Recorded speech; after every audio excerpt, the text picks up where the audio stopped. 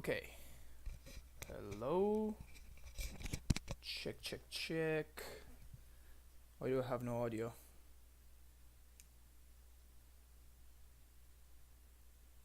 Hello?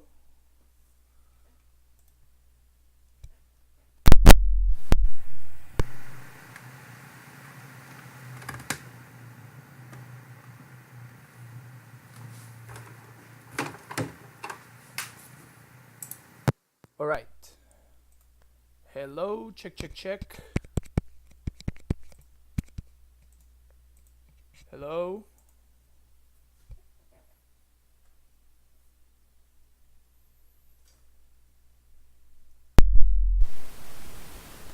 Check. Damn it.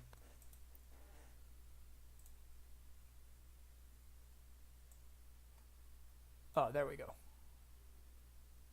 All right. So, is the audio okay? It looked like something was not working, but okay. So I was just watching at the wrong thing. Never mind. Never mind. We're good. All right. So, actually, let me change the stream title.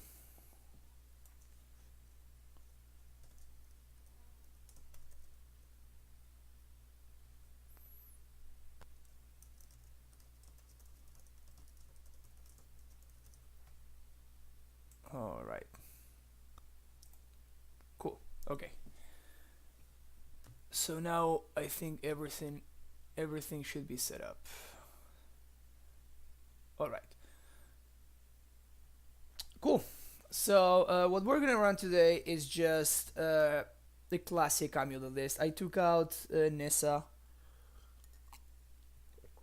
Um, to be fair, when we played Nissa, I think on Monday, we drew her one time, and she was actually pretty amazing. We won that match basically because of Nissa. So I am not, if I were to be running like an extra threat, I think Nissa is probably a very good choice. On the other hand, we just kept siding her out over and over again. So I don't know. I really don't know. Then we did play a lot against Tron. So in my experience, the Tron matchup it's pretty. How can I say it? We are more explosive, but they are more consistent. Is it's basically the short explanation. And I was trying to figure out if I wanted to add another card for the Tron matchup. The card that I've run in the past, which was really good against Tron, against Scapeshift, and even quite good against Control, was Tectonic Edge. So that's the card that I was considering. Um, but I just could not figure out what to cut for it basically. I think that this cyborg configuration has been really good, and I've been really digging it honestly. I think that the two sweepers, I mean technically three sweepers, I guess. The three abrades have been really good too. Tormod's Crypt has earned its spot in my opinion. I think that the card is extremely good in the matchups where you really want it. So against Storm, KCI, Dredge, or BridgeVine, against all of those, I think that Tormod's Crypt truly has earned its place. So that's like the only card that I'm considering Tectonic Edge as a one-off, probably in the board. I don't think I want it in the main deck. And the reason for that is that usually what happens is if we resolve a Titan, that Titan will go get Ghost Quarter plus something else. We are able to Ghost Quarter the land, and now they have to play another land, so that puts them up to four lands because Ghost Quarter doesn't really get them off a land, right? It just changes whatever Ursa land they have for a basic forest. So at that point, Tectonic Edge is actually better than Ghost Quarter because even though it has an activation cost, what it does is it just goes ahead and it just gets them down a land. This is also especially relevant against something like Scapeshift, because of course they need to get to the point where they have 7 lands in order to escape shift you for a million. So actually getting them down a land instead of just like ghost squatter in their Valakut or whatever. It's like ghost squatter is just bad against scape shift, and until you like ghost squatter every single one of their Valakuts, ghost squatter doesn't do anything.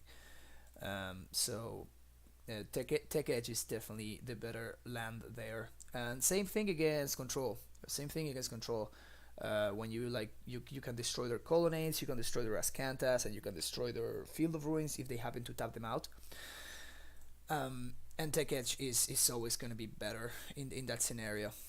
In any case, we're just going to run 3 explorers and everything else pretty straightforward. I still like the main deck tracker, so we're going to leave 1 main deck tracker, 1 sideboard tracker. This is going to be the list that we're going to be running today, and then we'll see if we want to do any changes.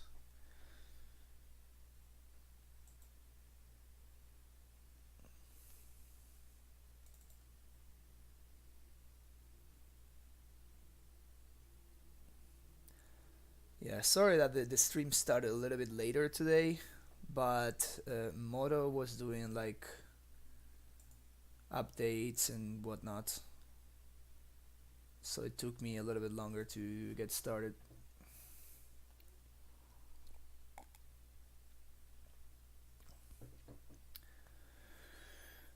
Okay, let's see what the queue has in store for us.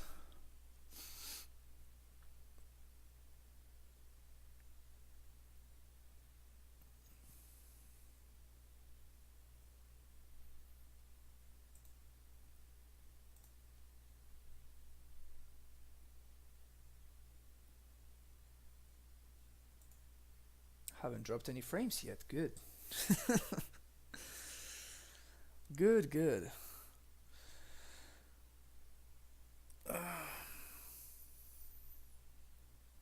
Wow. It's been the first time in a long time that I've waited for like a full minute for the first match. Usually Moto tries to like get you paired with people with a similar record to you, so that's why it's sometimes hard to find somebody when you are like 4-0 or something like that, because there's just not that many people that are 4-0. So Moto has to like try to figure out and try to find somebody that is either 4-0 or that they are like close to it, something like 3-0 or whatever. But usually like when you're 0-0, it pairs you pretty freely with like 0-1s, 1-0s. It's just close. So it's weird. Wow, we're fast approaching 2 minutes. Fast approaching 2 minutes. Holy crap. Maybe because it's Wednesday. There we go. Maybe because it's Wednesday and maybe people assume that there's downtime on Wednesdays. Hi Infinity, how's it going?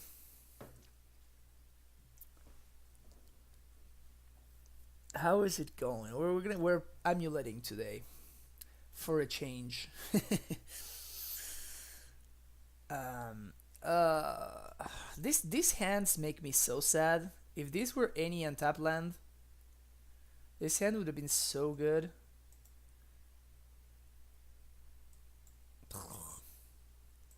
All right. Look at us. We're gonna get.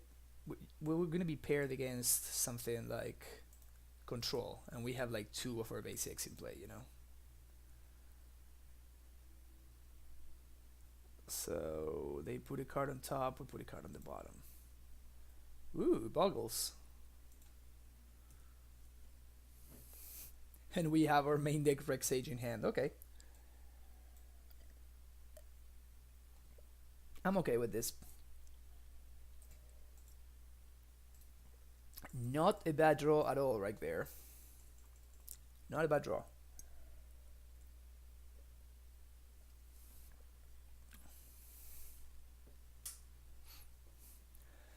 The deck is indeed ridiculously fun to play. I don't think anybody could ever argue with that. The deck is it's just so much fun.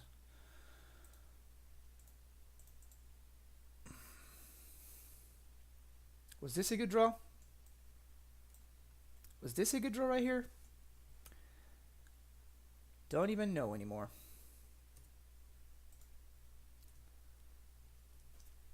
So next turn we have like a lot of options depending on what my opponent does.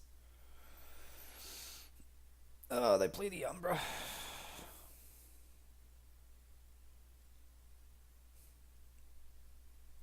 Because they play the Umbra first, I think I'm gonna lead on Rex Sage then.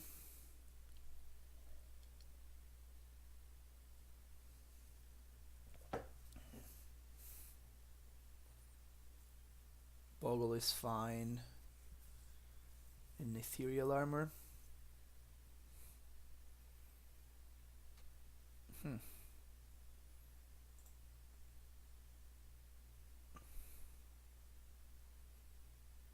I don't even know anymore.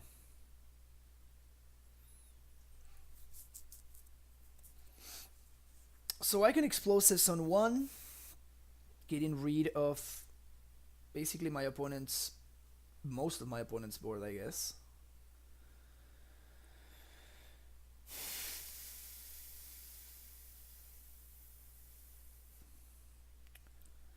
But I kind of really want to get rid of this Core Spirit Dancer.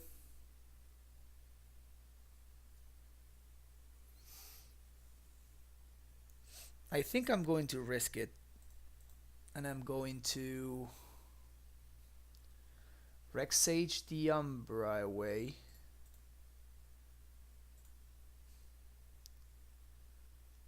Gonna Rex Sage the Umbra away. And then next turn I'm going to Explosives on 2 probably.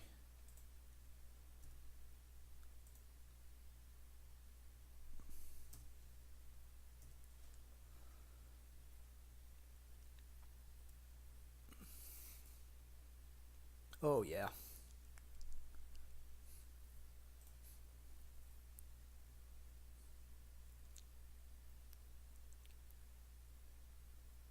Sure you don't want to set up the Spirit Dancer? Okay.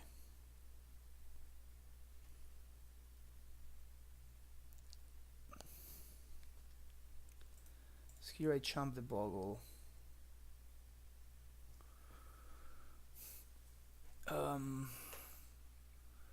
Okay, if I play as Sousa,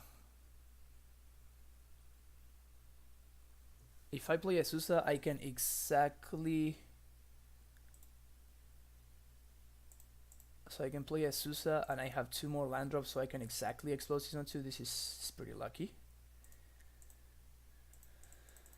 This is pretty fortunate. And I blow it up right now.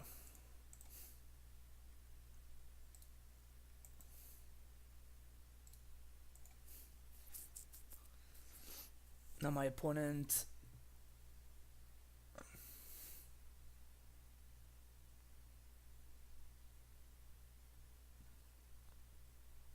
holy crap. So I guess I'm chumping.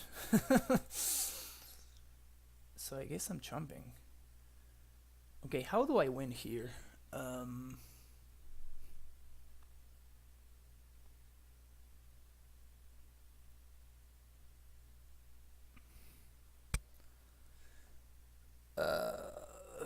How do I win here?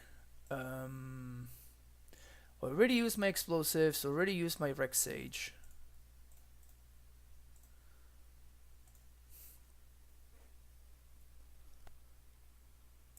I'm getting a prime time here. And I think I'm getting Colony plus Bounce Land, so I can chump multiple times. Colony plus Bounce Land.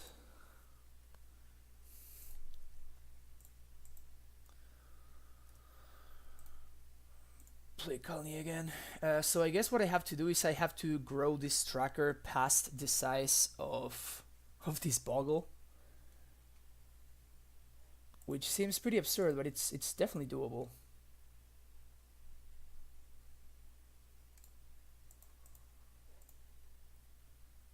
And once I can start like double striking my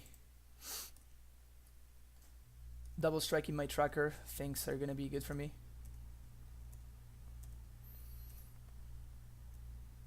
Okay.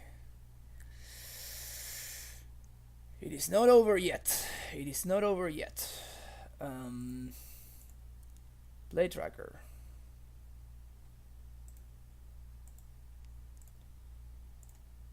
Transmute.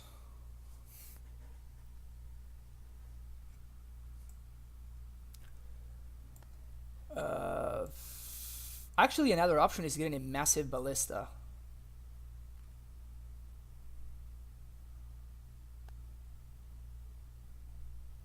I think I want more Titans though.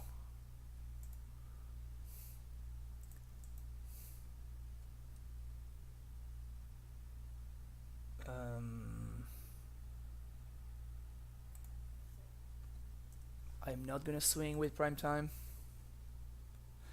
Yeah, Rancor. The minute Rancor shows up, I'm in trouble. But until then, we have an out, or we have outs. Look here.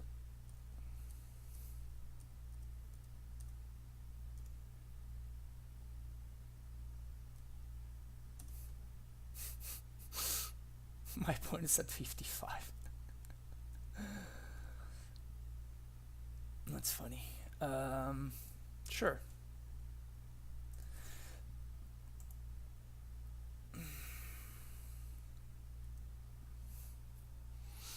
Okay. So I'm going to pact another prime time.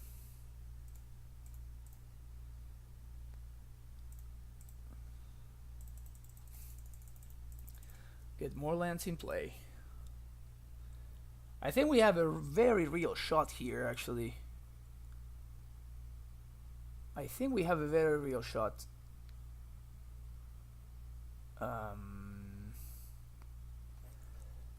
I wanna get Vesuva, but I want the Vesuva to copy the Sunhome, so I can double block and double strike both of my Titans, so I can trade one of my Titans for their Boggle.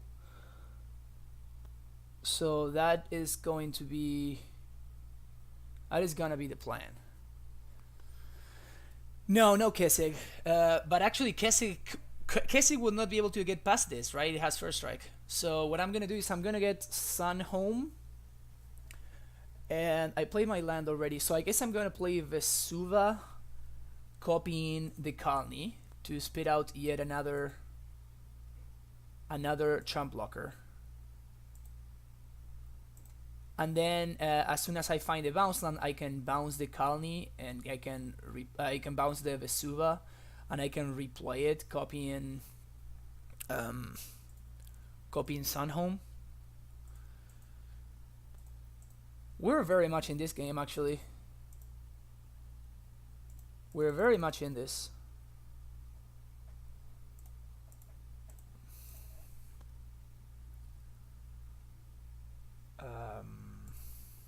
Play Gemstone to have extra white sources. Pass the turn.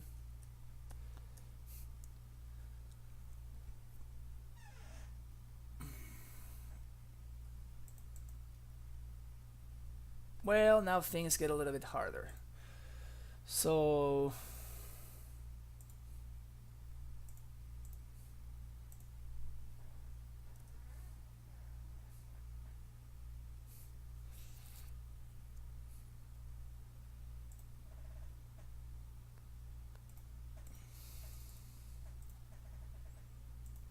yes.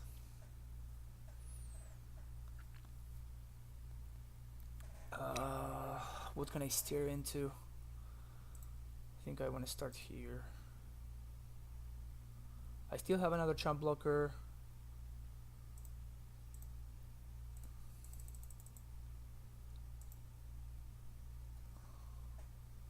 Okay. So here's the Simic.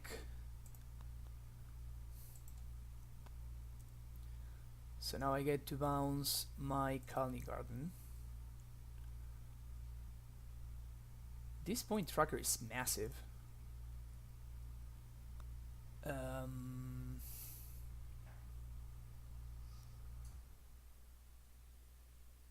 guess I find another Amulet. Tolaria. Another Amulet means more mana, which I'm happy about, because I want to be cracking all of these clues. Cracked clue. It's not a bad one either.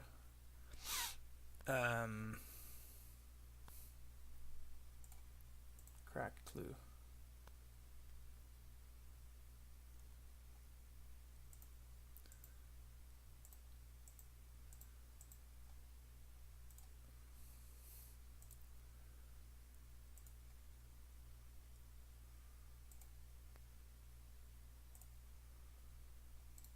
No, I'm gonna crack a clue with this mana.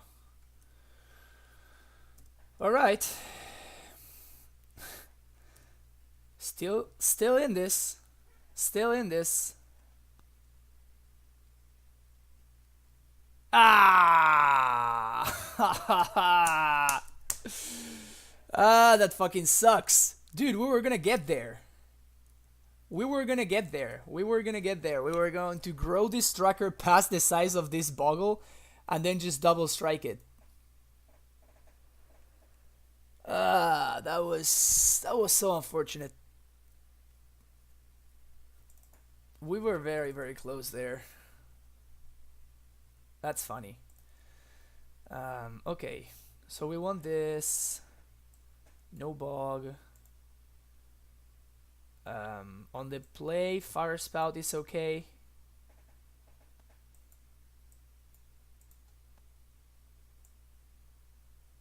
I can probably side out Ballista.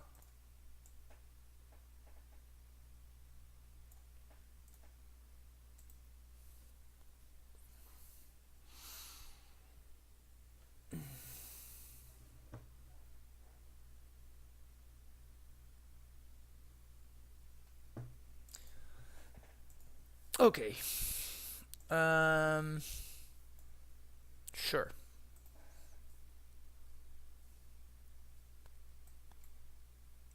We have possibly the two single worst lands in our deck, in our opener, but it is okay.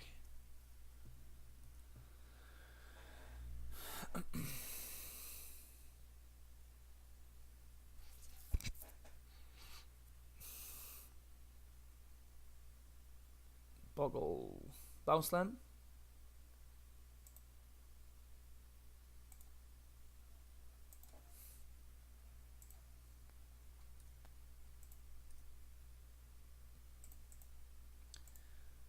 Steerings. There it is. Alright. So my opponent is dead next turn. Unless they have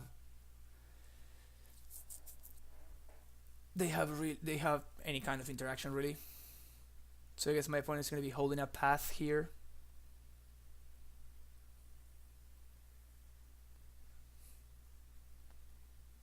Nope, not holding a path, so they are dead. Cool. So, land drop number 1.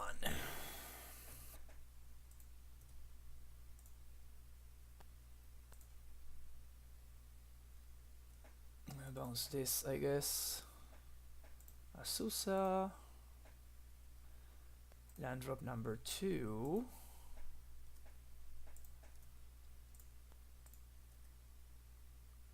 Bounce this. Land drop number 3. Prime time. So this game was easy. This game was quite easy.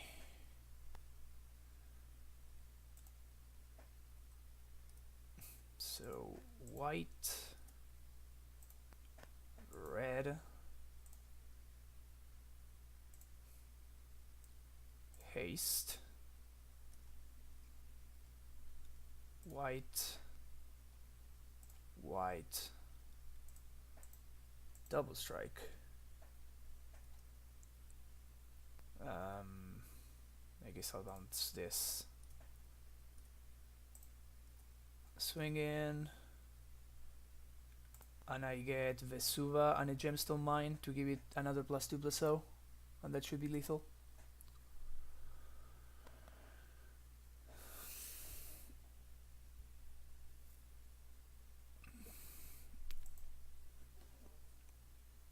That was nice. We even drew like the two most awkward possible lands to have in our opener, but we still got there. Okay, do we want to change anything? Just my opponent is really good at drawing Core Spirit Dancer, that's for sure.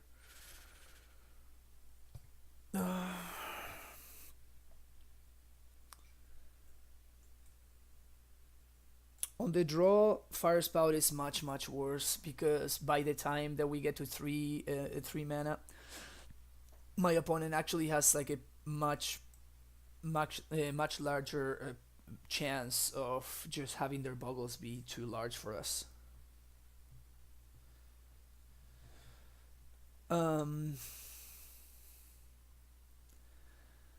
I saw the list that was playing Sakama, and Sakama, it's, I don't know. To be fair, it would have won us that game one, but it's just like another Explosives would have also won us that game one. And Explosives has like, you know, way more applications. Tracker even almost wins us that game one, to be fair. So my opponent kept 7. My opponent will play a green source on turn 1, so this is actually a green source. The question is this hand good enough? It has a lot of ramp, which is good.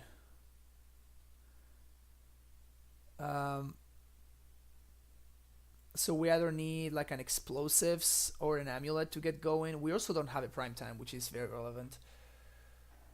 I think I'll keep though.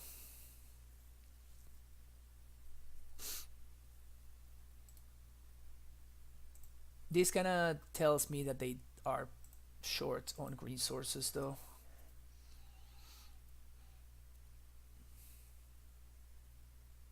They're short on lands, I mean. This draw I can beat. Well, that's a prime time right there. That was a mistake. I should have led with red. Actually, no, I sided out the Fire Spout. Never mind. I'm saying nonsense. That's still fine. I can still beat that. Not blocking. Okay, here's when things become a little bit more complicated. So that's an untapped land, so that means that I can Azusa and guarantee a Titan next turn. I think I'm pretty interested in that. Steerings could find me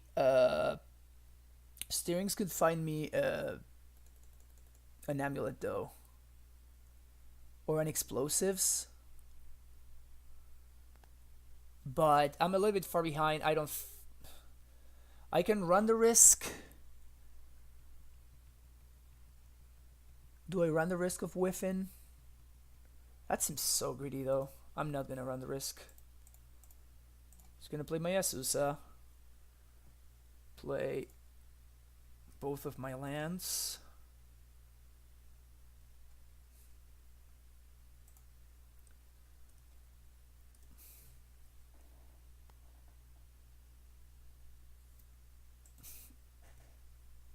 Oh, opponent. This is the turn I chump. Because I already have the Azusa in play, and this Tribe Scout is not really doing much for me at this point.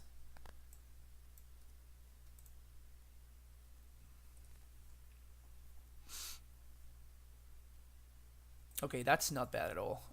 This turn, I actually have the extra mana, so I can steer, see if I find an Amulet, and if I find an Amulet, my opponent is very dead. Radiant Fountain is not the worst. Play Fountain, gain a couple of life. Cast Pact. Primeval Titan.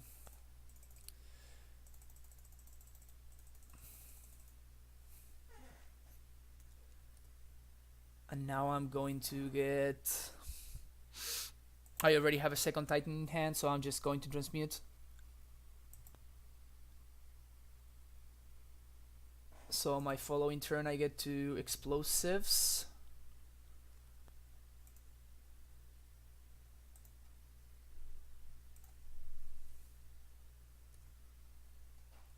This game looks pretty over to me.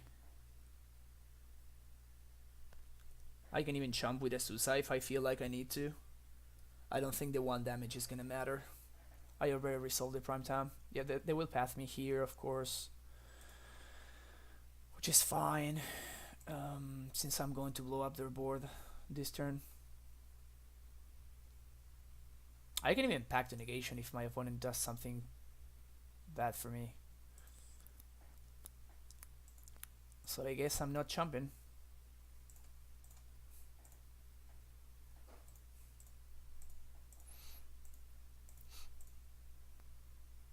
If they hadn't played the Rancor, I would have chumped with the Azusa there.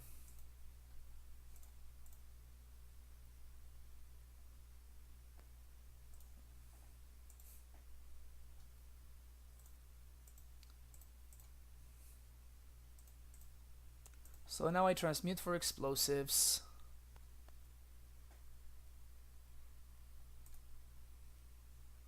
Play explosives on 1.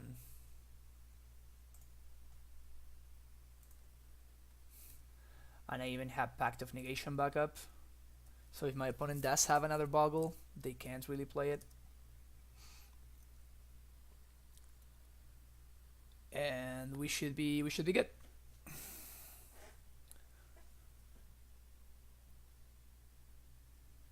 We should be good here. Nope.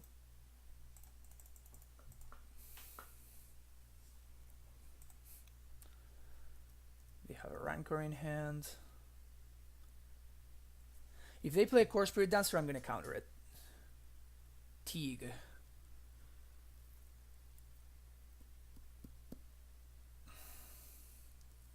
Do I care about Teague? Okay.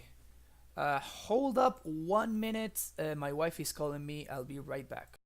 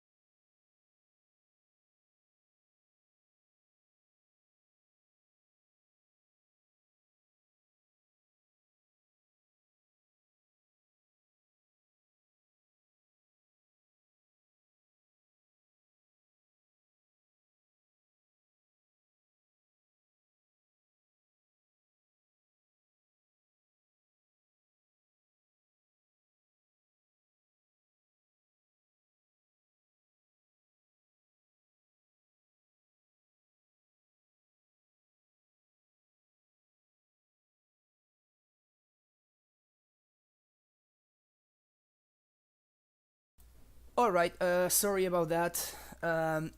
Teague is actually quite relevant because it stops explosives.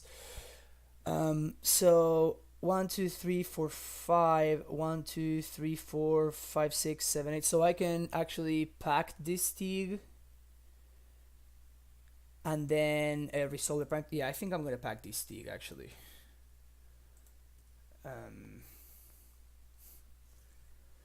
Yeah, but explosives is like by far our best card in the matchup. So it makes sense for them to bring in Teague.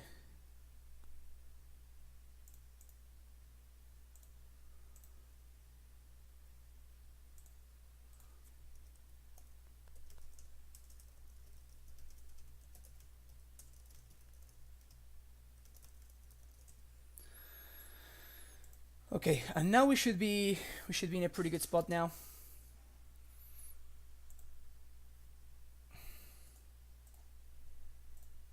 One, two, three, 4, 5, 6.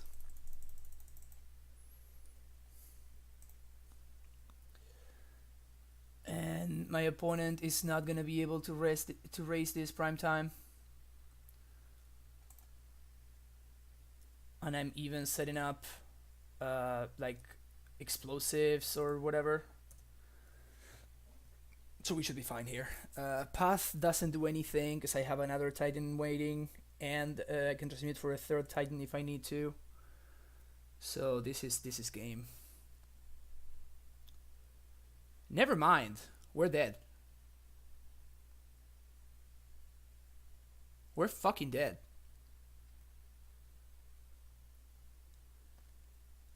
I didn't even know that Bogles ran Damping Sphere. Is this a new thing?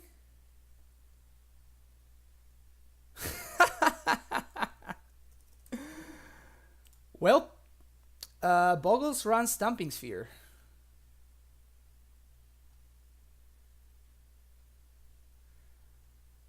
Bogles runs Damping Sphere. Good old Path to Exile, Damping Sphere combo deck. I legit was not aware that Bogles ran Damping Sphere. That's why I never thought of playing around it. Well, we just lost an unlosable game.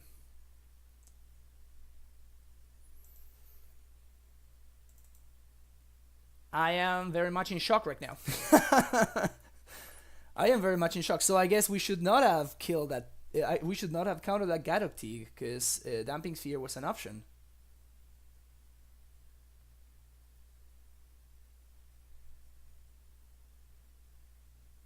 Okay, good to know. So from now on, I will definitely play around Damping Sphere of Bogles.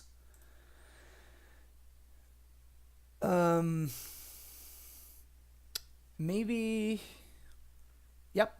I just had no excuses. I just lost an unlosable game because I did not play around Damping Sphere. This hand is slow, but it can be okay. So I'm looking for an Amulet here.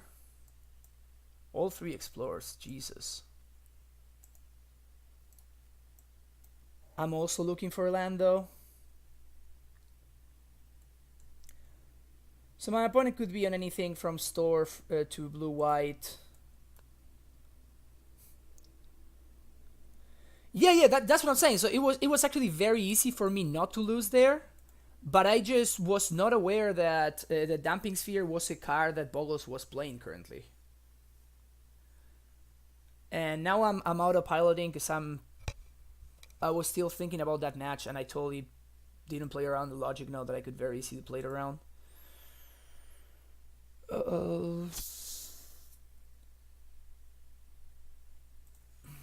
So if my opponent was to field this Gruul Turf, it's fine.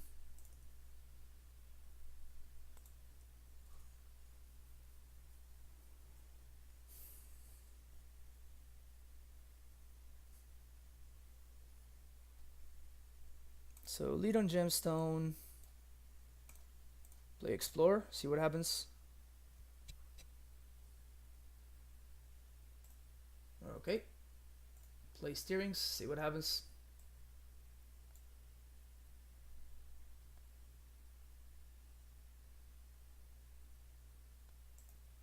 Another amulet. Okay. Okay. So at this point, the best draw that we can have is possibly a blue pact. If we draw a blue pact, we're actually in an amazing spot.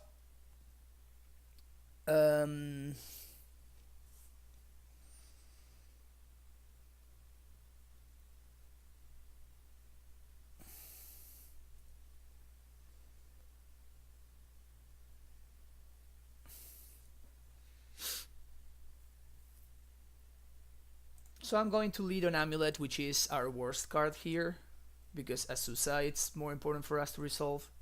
My opponent will counter this. Hopefully they will counterbalance my Garul Turf. That would be the best thing for me, because I can like play Azusa. And, yeah, exactly. That's awesome for us. The reason why this is great is because we actually do have the Azusa in hand, so we do not care about this. I think my opponent's play was correct. But we just had like the exact foil for that. And I think I'm gonna play Simic Growth here and replay the Colony, so I keep the untapped land in hand.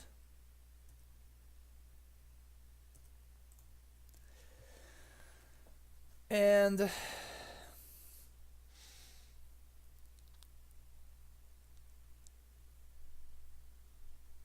yeah, at this point I'm just looking for... Every time my opponent paths my Azusa, I'm so happy. So happy. That's not a bad one. So I'm going to lead on Explore. See what my opponent does. So I have 2 land drops. I can do land drop 1. Transmute.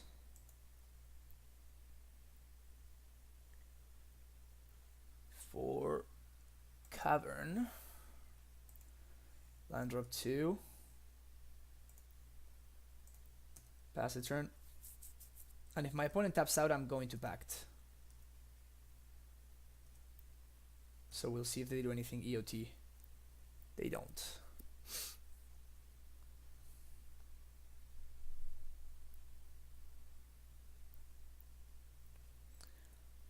The Fairy. They plus 3,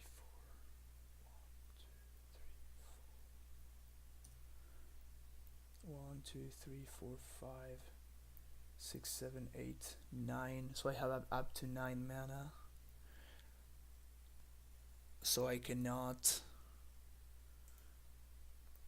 They bottom topped. So I cannot afford to to pact right there, which is unfortunate. So I'll have to pact here.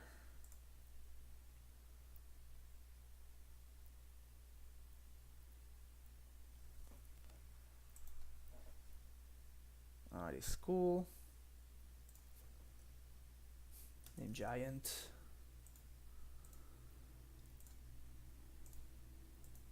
One, 2, 3, 4, 5, 6. Man, that Damping Sphere last match really got me bad.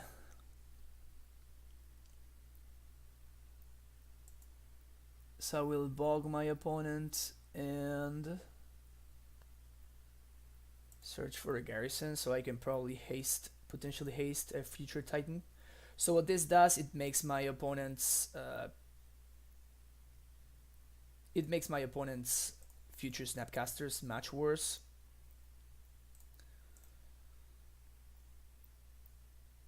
Now I can explore, play another blue source, and pass the turn.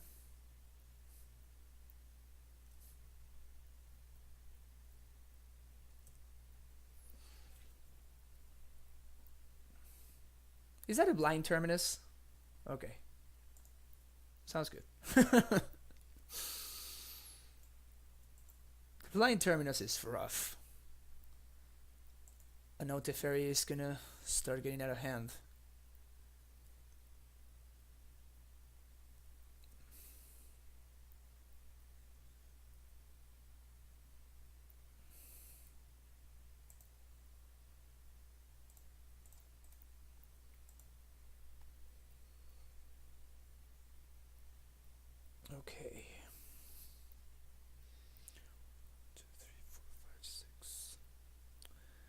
So I can transmute this turn.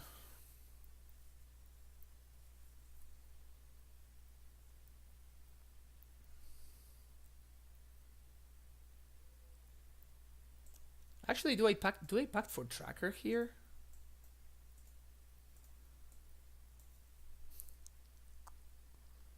I kind of like pacting for tracker here.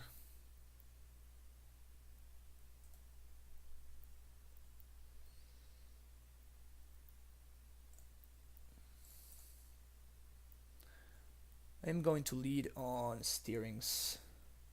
I'm not going to cast prime time this turn.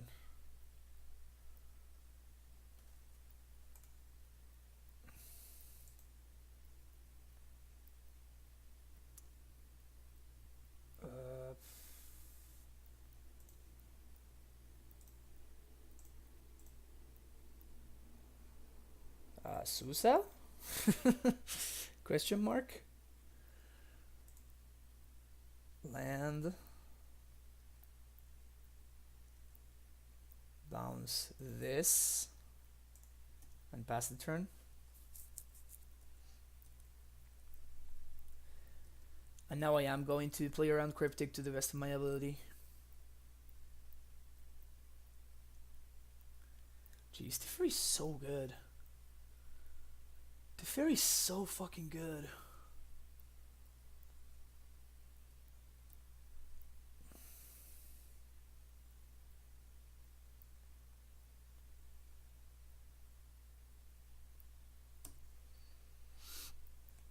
Okay, them using the detention sphere is on the Azusa is really good for me.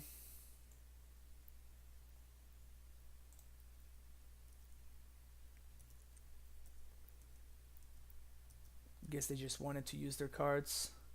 Yes, but they had a colony that can block, and I would be tap out to haste the Azusa. So running an Azusa into a colonnade did not seem like a good plan for me. Now I have Ghost Quarter, so this is less bad, but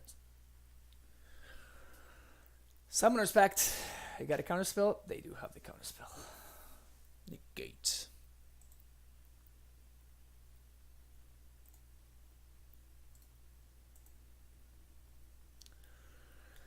Well,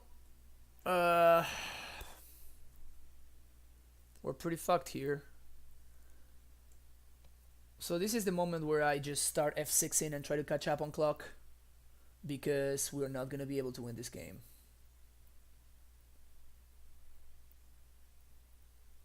Some very, very interesting turn of events would have to happen for me to win this game.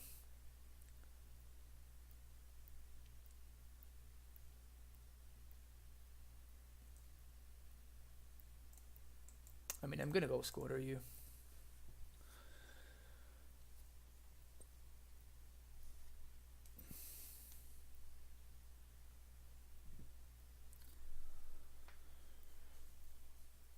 I don't think we can beat the fairy ultimate.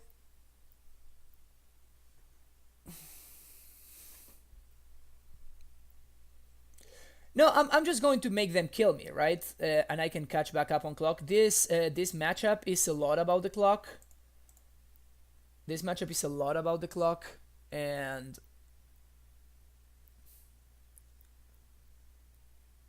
I think it's actually quite important for me to be able to, yeah, all of this time that my opponent spends like clicking and tapping mana and whatever, it's actually very, very relevant. I'm gonna blind name Giant here because I want to protect the stronghold from this Field of Ruin. I mean, he will eventually win with the Fairy Ultimate, so he doesn't really need to find anything. He is just good to go. He's ultimating the Fairy this turn. But yeah, so wow, their hand must be so stacked that they, instead of just going straight for the ultimate, they just plussed there.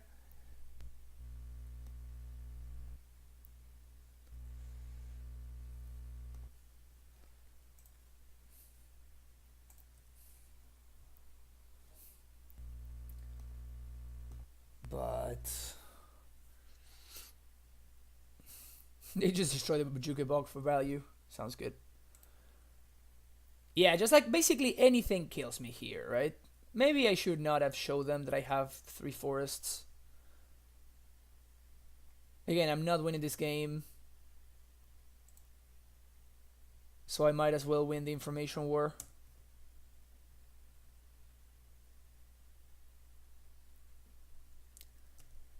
But yeah, this matchup is very much about clock management.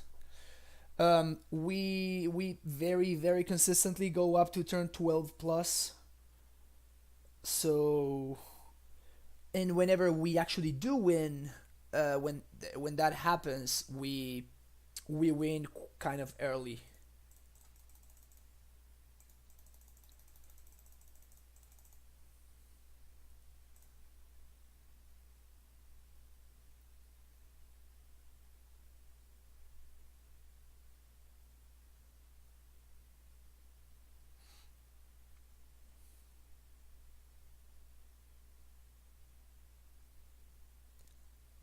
Wow.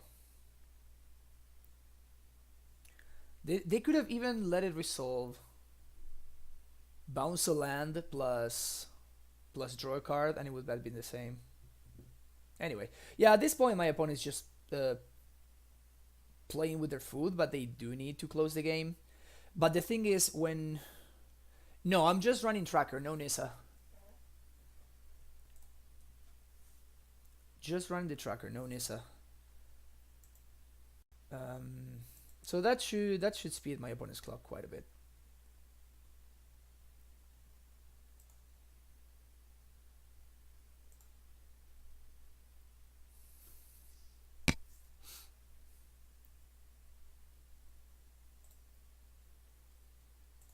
Wow.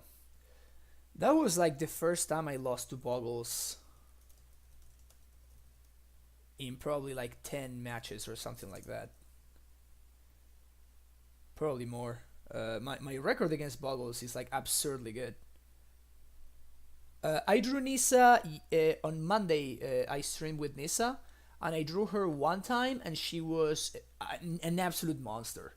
It won me the game by herself against Mardu Pyromancer because my opponent could have like attacked with an elemental token, and they did not. God knows why. And they basically allowed me to ult Nissa, and when I ulted Nissa, I basically won the game on the spot. I was going to play the ballista there, but I'm like, what's the point? I don't want to show my opponent the ballista, so they don't play around it in future games.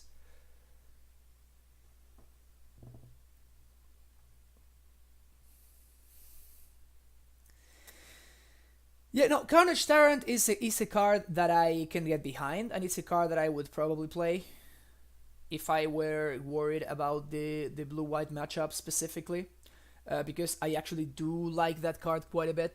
Unlike Gaia's Revenge, Gaia's Revenge is not as good because your opponent can very easily just like chump it forever.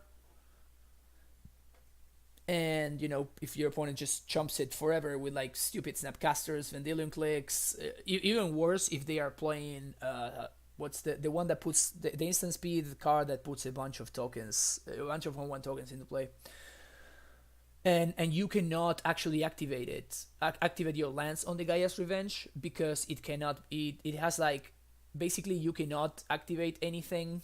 It cannot be the target of anything that's not a green spell or ability, and lands are actually colorless. So they literally you literally cannot target the Gaia's Revenge with your lands. So if your opponent puts 5 tokens in front of the Gaia's Revenge, your Gaia's Revenge would die, which is very sad. Because you cannot use any of your lands to protect it. Also, no trample is just so relevant. Secure the Wastes, that's the card. Yes. It's just so relevant, right? Yeah, my opponent is smart. They know that they got this, and they are not activating Jace because they know that that's a lot of Teferi clicks.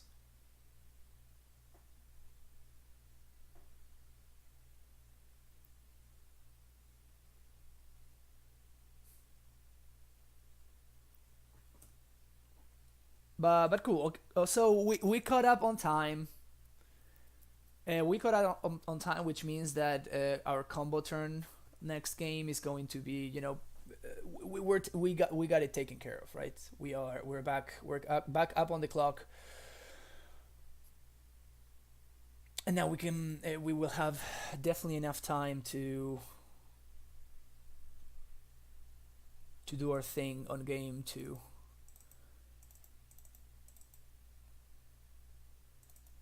So this is how I sideboard against control.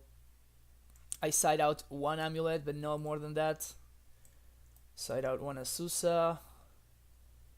Side out 1 Pact at least. Because post-board usually they even start packing in like dispels and stuff, and like Pact is the only thing they can dispel. I think Scout is secretly the best card in the matchup. So that's why I like keeping the 4. I depending on my sideboard plan, I leave in between 2 and 3. But I do leave a couple of amulets because that's what happens. Amulet helps you a lot. It helps you a lot to punish your opponent's your opponent tapping out for some kind of planeswalker. So it's definitely worth it. I side out the Grove. Probably no Colony Gardens. It could be the Colony actually. Grove is an untapped source. Radiant Fountain? Actually, yeah, Radiant Fountain.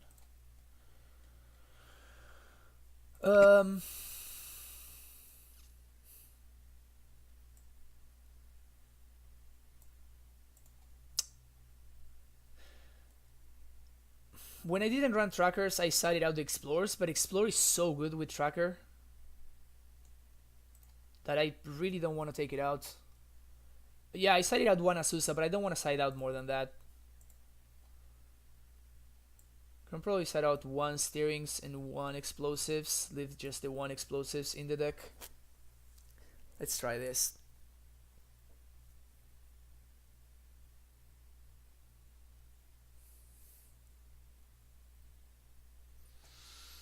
Okay, and I'm gonna try to play as quickly as possible. This hand is very, very close, but it is a mulligan. If any of these were a blue source, I would probably keep it, but this hand is much better. 3rd Tribe Scout, probably not what we're looking for though.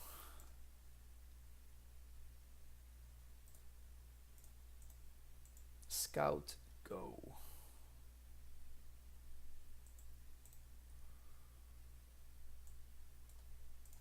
Lands.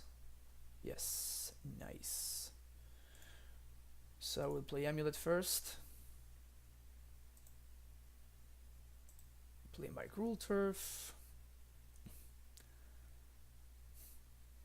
Bounce this thing. And now all we have to draw is a Prime Time, and we're good to go.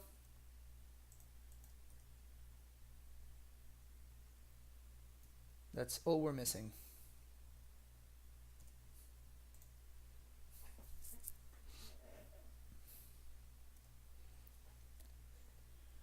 The way Tribe Scout messes with my opponent's like things and stuff, it's really, really funny. Disenchant resolves. Play my land for turn and pass. Alright. We need a Primeval Titan. We need a Primeval Titan. Can we draw it before my opponent gets away with this? Primeval Titan.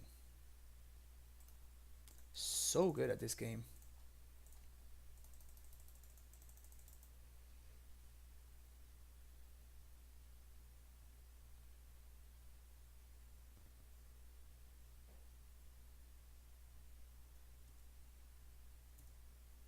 I have no idea what my opponent did there. I guess they just misclicked.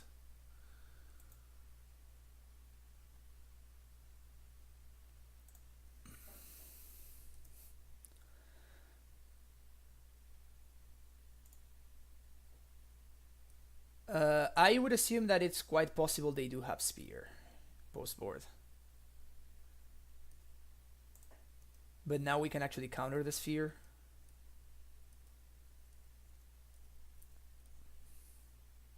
And we have the Gruul Turf to protect.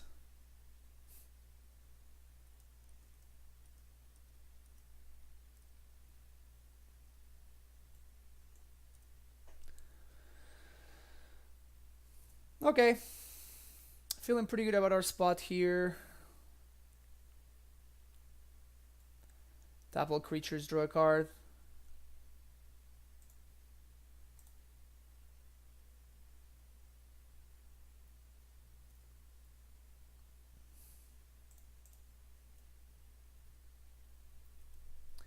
So now I am going to play around Sphere, and I'm gonna get another Teleria West and a Gemstone Mine. Actually, I could even get double Teleria West here. That seems better.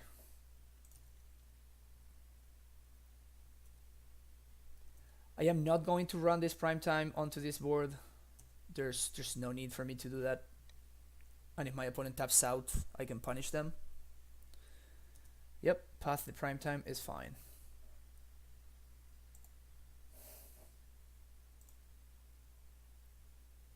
Search for a Scanta. That's also fine.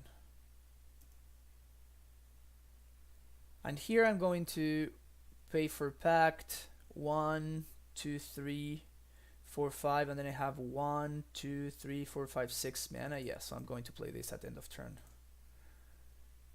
Bouncing the T-West.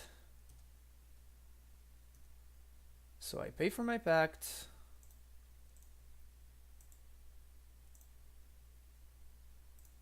One, two, three, 4, 5, 6. And you see how, you know, this is why I made my opponent do make it go through it, you know, because then this happens, and now, you know, I'm actually taking a lot of time to make all my decisions and stuff, and it is hard, you know, because I have to literally go through all of them.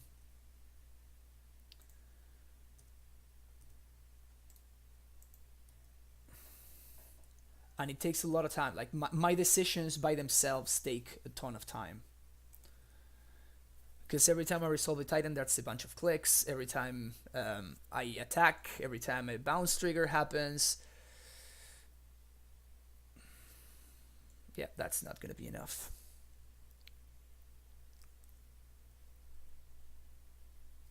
I actually have lethal here. Don't really need to do anything else.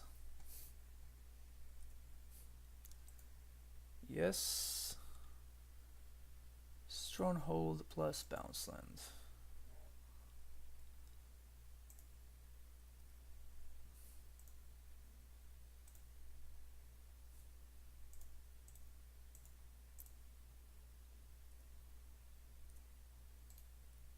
Yep. It's exactly 10. So that worked out. And now I have 15 minutes to my opponent's 12 and a half. But you guys saw like the speed at which I was playing, right? I was like click, click, click, click, click, next, next, next, trigger, trigger, finish, resolve, you know? And that is kind of what you have to do in this matchup. It's just really rough otherwise. What I'm wondering is, I definitely want both Rex Sages because of Search for Ascanta, Detention Sphere, and also Damping Sphere. What I'm wondering is if I want another Explosives because of those 3 reasons. Seems like 3 answers to those above should be okay.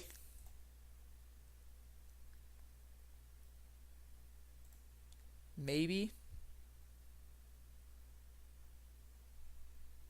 I'm going to run it with 3 and we'll see what happens.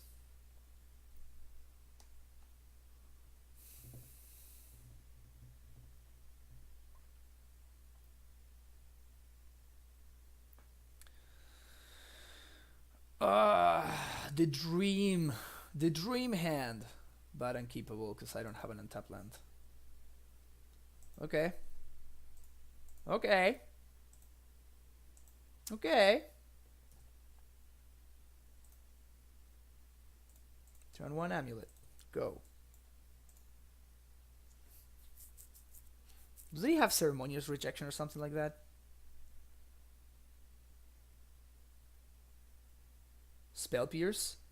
Holy fuck. That's like the first time I've ever seen Spell Pierce out of blue-white.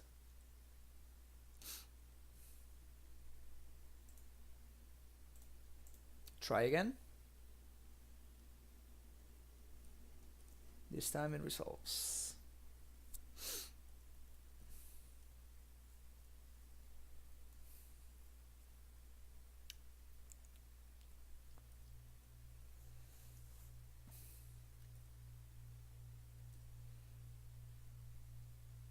That is rough.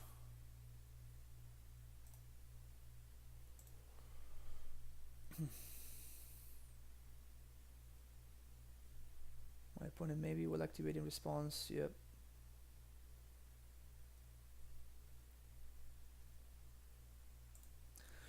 This kind of sucks a little bit. Just not having any lands.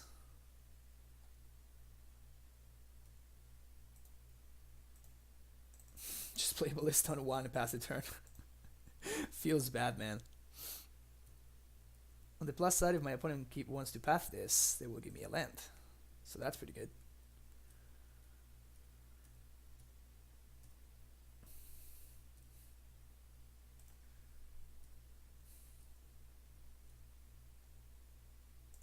Swing for 1.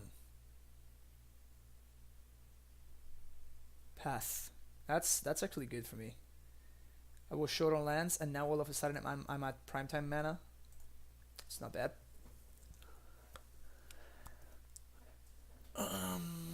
Will my opponent field me here?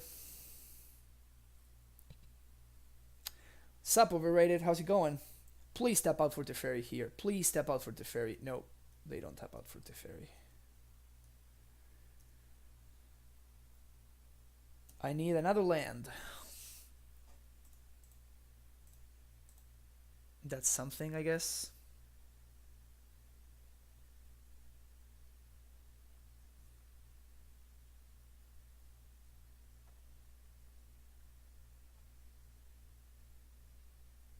I will actually pierce this.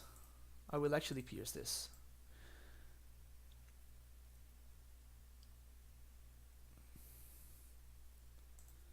The reason is that I have all 3 of my land drops here, and my opponent tapped out of Field of Ruin, so I can actually primetime here, which seems like a pretty good deal.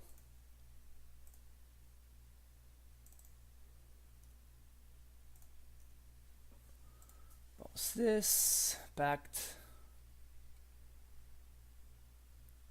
Primeval Titan. That Azusa draw was actually really good. Boros Garrison, Slayer's Stronghold. My opponent seems to be F6'd, so that's why I'm going for it. And this damage is actually going to be very relevant, because I'm thinking of trying to go for Rurik Thar later in this game. If I can make an uncounterable Rurik Thar, that should be pretty good for me.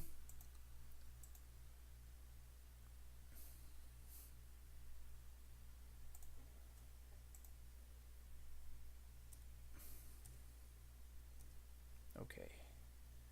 And I think I bounced the T-West here. I have not used the Blue Pact yet.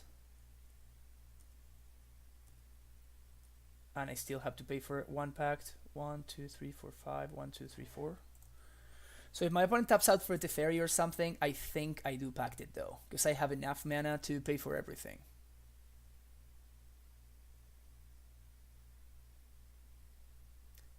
Damping Sphere is fine. I have multiple green sources.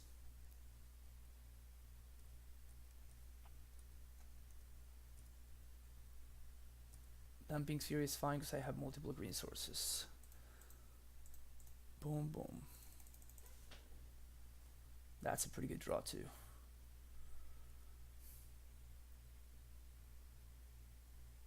Tap team draw? No, no tap team draw. That's good for me.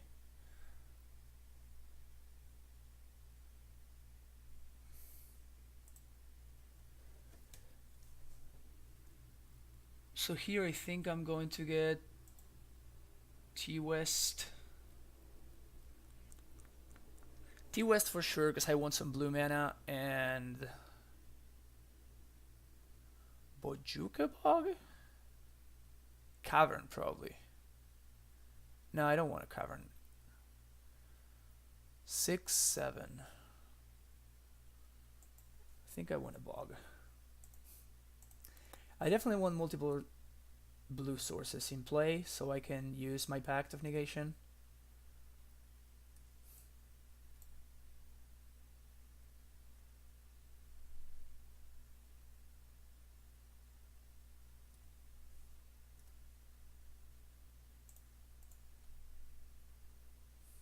Settle the Wreckage.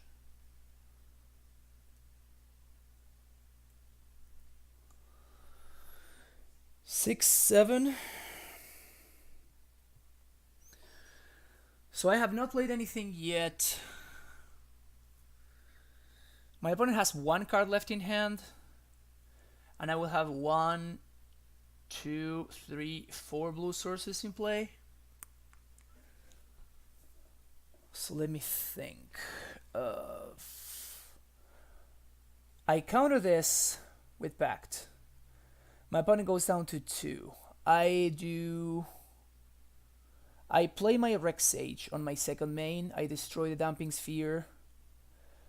And I have 1, 2, 3, 4 blue sources to play. So my opponent will need to like Field of Ruin and Cryptic. And it's still only okay. No, I have another Titan here, right? But my opponent has like just the 1 card in hand, so I think it's worth pacting here. But I want to for sure play the Rex Sage post combat. 1, 2, 3. I think I can even transmute this turn. 1, 2, 3.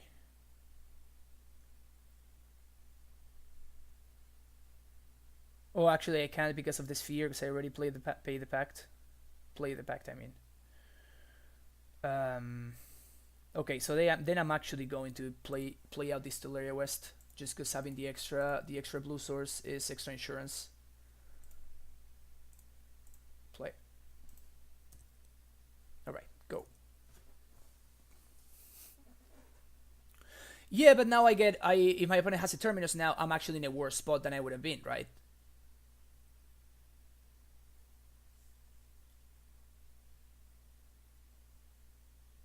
Cycle Irrigated Farmland is good for me. Got there. You see? And by this time, we basically are back to the exact same time, you see? Even though I made my opponent play it out on game 1 when we were dead, because, because I wanted to catch back up on time. So you see why. Every single one of our decisions just takes so long.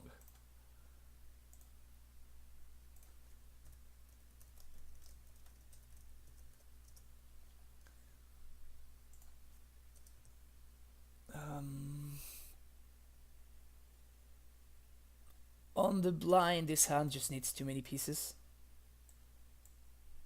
I guess this is better.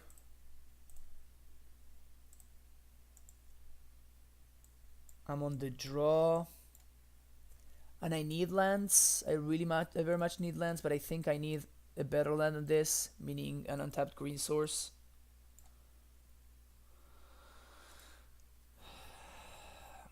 The first opponent was playing Bogles, and didn't I bottom that already? Like right now. Yeah, I put a card at the bottom. All right, cool. Yeah, I basically lost to Damping Sphere because I was extremely far ahead. But I honestly was not aware that Bogles runs Damping Sphere now.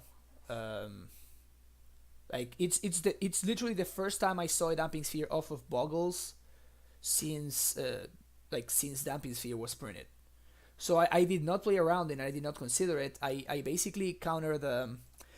I used my blue pact. I had the blue pact in hand and I used it on a stupid Gadok Teague because I wanted to like play around my opponent having Core Spirit Dancer on the following turn. But my opponent just like slammed the sphere and I only had a single green source. And I already had attack with Titan, so I could have very easily played around that. But again, it just caught me 100% off guard. It was my fault. And from now on, I will always play around Damping Sphere off Bogles because they basically cheesed out a win that they should have not been able to. I'm gonna go get my water bottle because my voice is kind of cracking up right now.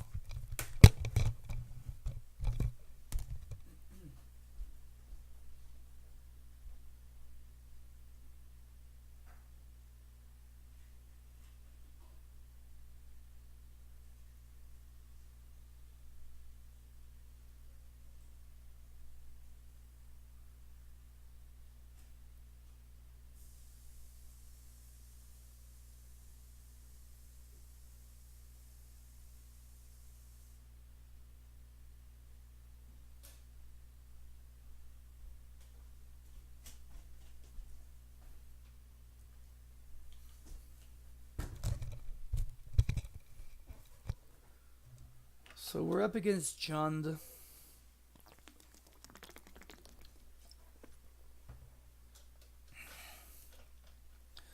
If they don't have Discord spells, then we might be able to get there. Drawing a redundant Azusa was not good right there, though. I imagine they're gonna ball this scout, which is okay with me. I don't care.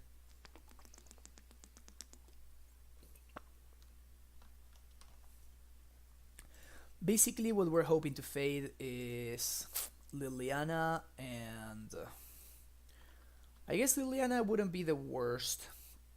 Liliana would only be pretty bad. Why did they show me a land that they did not need to show me? Could just play that one that I know about. So they only have Bloodbraid and 2 more cards. Tarmo is fine, I think. Geez, Explosives on 2 would be pretty gas here. Explosives on 2 would be pretty gas. Yeah, that's like Moto, that's like stupid thing sometimes.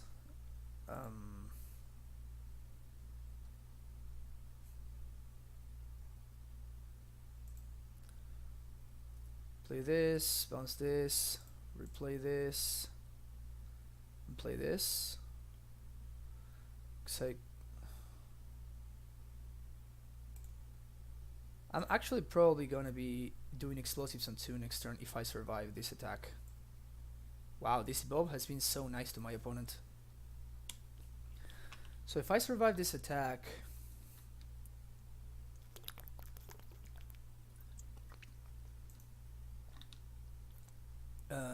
if they have any removal spell for this Azusa, I don't survive though.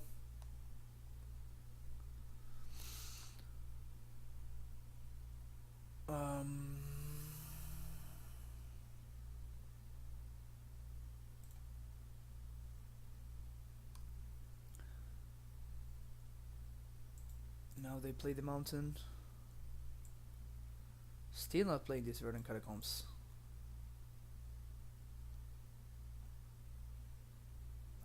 Now it's actually lethal, right? 3, 6, 7, 8, 9, 10, 11. Yeah. I died. Too slow. Was simply too slow. If I had drawn this forest like on anywhere from turn 1 to 3 instead of on turn 4, I win this. I win that game like very easily. But that was not the case. 1 extra explosives. I want Tracker. I want Baloth, and I want Hornet Queen. Don't want amulets, and I don't want like one of the explorers. Before I used to side out Rex Sage, but now Jund lists have been running Damping Sphere, and K Return would have been really good exactly on that board, but that's or Fire Spout, but that's not usually the case really. It usually only kills like Bobs in and the other thing, Scavenging Ooze or Blood Braids. But yeah, killing their things is just, this is what you want to be killing their things with.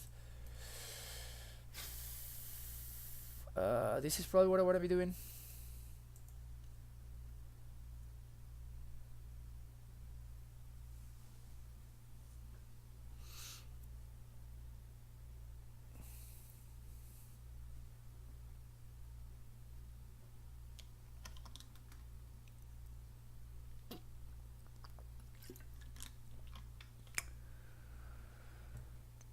So yeah, that was, my opponent is probably playing John aggro because of that draw.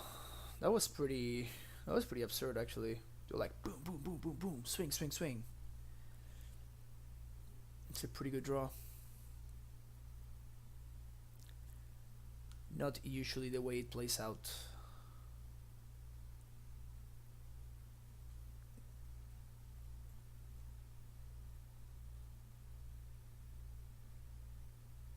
Never actually stopped and looked at the Abrade art. What is this? That like a dude? What kind of dude is that?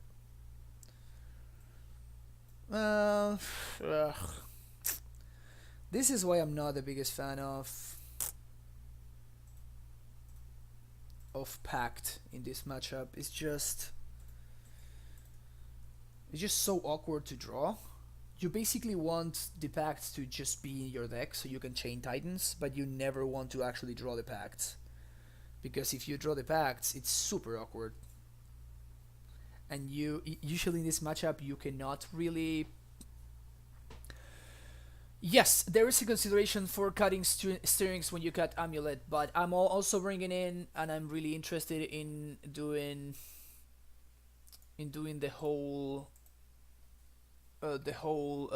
steerings into explosives thing, because explosives is really really good in this matchup.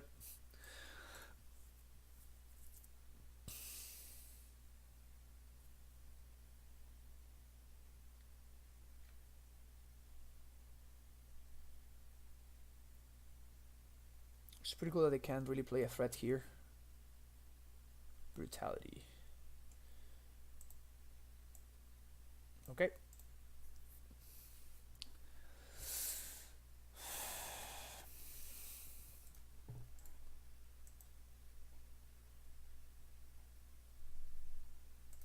It's not a bad one. This allows me to play around Fulminator pretty effectively, which is nice. Which is pretty nice. So I want to see another land. That's like the single thing that I want to see right here. I can turn this Teleria West into another bounce land, which if I am desperate enough, I might need to do next turn. But if I happen to draw like an actual land here, that would be very very nice. So I didn't side out any Pacts. I guess that makes sense.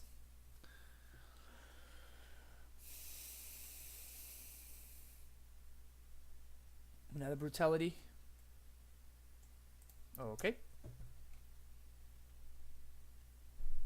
Scout dead. This is nice. Okay, so what can I... 1, 2, 3, 4, 5, 6... Can I transmute for anything that I care about? I don't think so. Just gonna play my bounce land and get wrecked by Fulminator.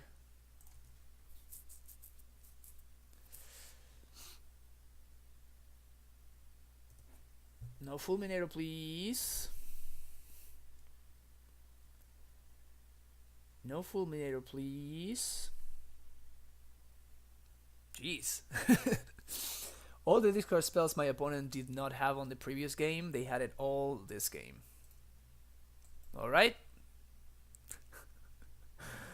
Can I resolve this Primeval Titan, please? Can I resolve this Primeval Titan? Ugh, my opponent drew the third land. Fuck.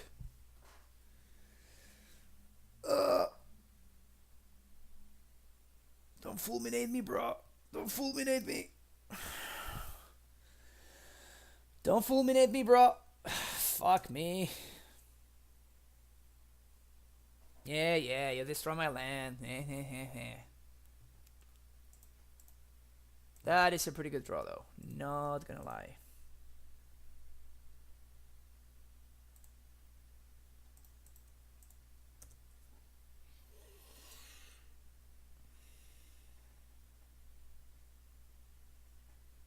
Can you imagine if I had played Tracker on the previous turn and my opponent spends their turn to Fulminator and I untap and I untap with a Tracker?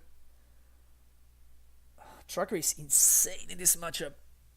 I just took way too long to show up. Hehehehe. Hehehehe.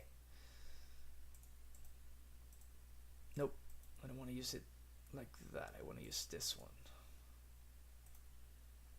Moto, stop moving around my lands.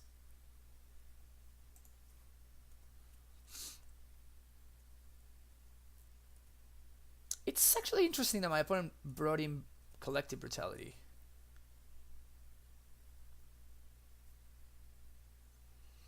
That card does not seem particularly good.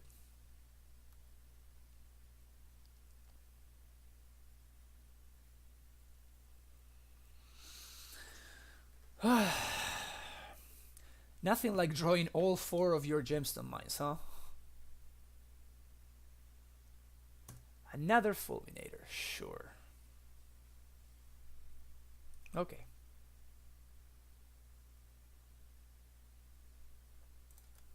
I mean, I'm cracking this glue.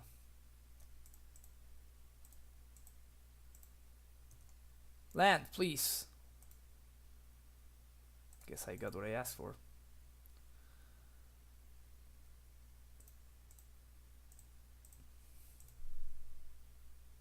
Bounce land.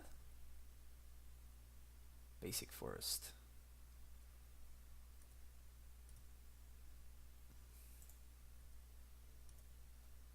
So now I got my Tracker out of bolt range, which is pretty good, of course. And it's gonna cost me 3 lands, but I'm gonna be able to resolve a prime time next turn, which is also pretty good for me. I even have something to discard to Liliana, which is also okay for me.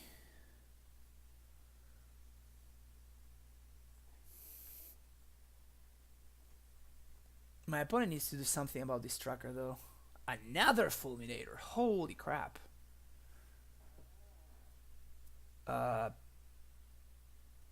Sure. Seems quite aggressive. Push. Inquisition? Yeah, that's fine.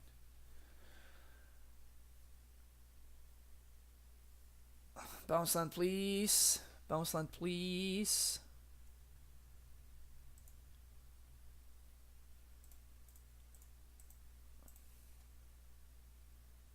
There's a bounce land. That's nice.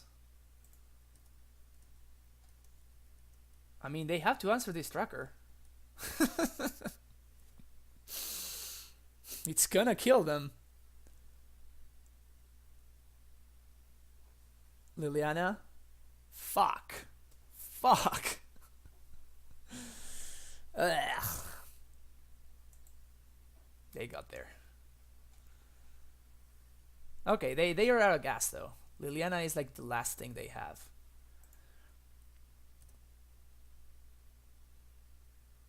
On next turn it's prime time, so 1, 2, 3, 1, 2, 3. Okay, no Fulminator.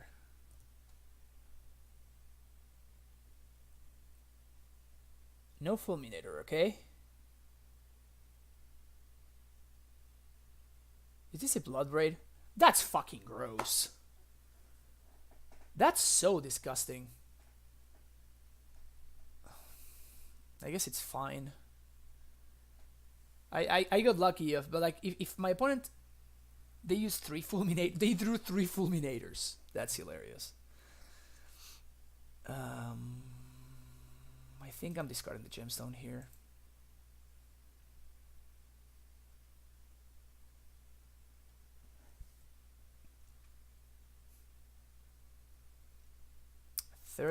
Third one is a charm. They say 1, 2, 3, 4, 5, 6. It's here and it's angry. And I'm gonna get Colony plus I guess Bogles Garrison. And I guess that this is going to bounce the gemstone mine. It's kind of hilarious that I'm gonna finish this game with 4 gemstone mines in my because cracking the clue would have cost me one of my lands, one of my gemstones, and it just doesn't matter, right? I just want to guarantee that I can prime time next turn. Yep, my opponent cannot be resolved Primeval Titan. All right, so we beat triple Fulminator Liliana. Feels good.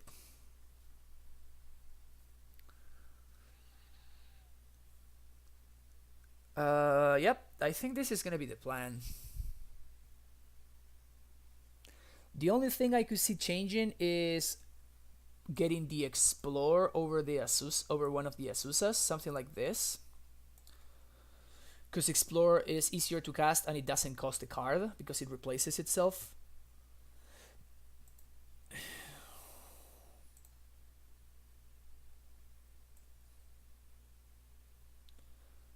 To be fair though, the card that won that game was this one right here. Drawing the second tracker on that turn was massive. Like, that tracker basically killed them and drew me so many cards so that when the Liliana finally came down, it just was not an issue.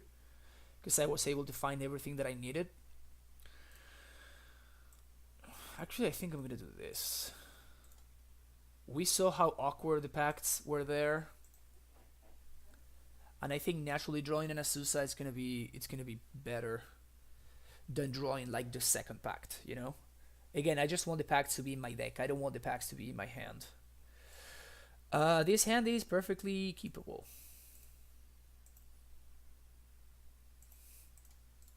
Discard spell? No discard spell. Okay. I was going to say that I am very interested in resolving these steerings because I don't have enough lands, but now that I drew the second steerings, my opponent cannot really... I guess this plays very much into Collective Brutality though, doesn't it? Yeah, I'm going to do this. Going to do this instead. No, that's fine. Blue source is fine. Blue source is fine.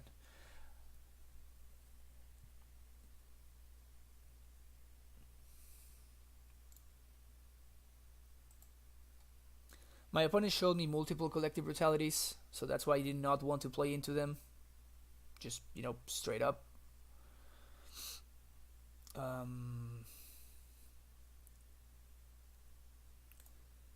Here I can steer again. Get myself a red source. And play Colony Garden here.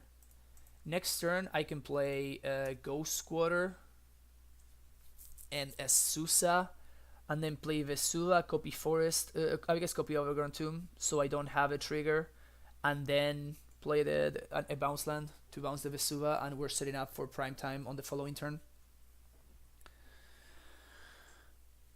But this is the best way to play around removal.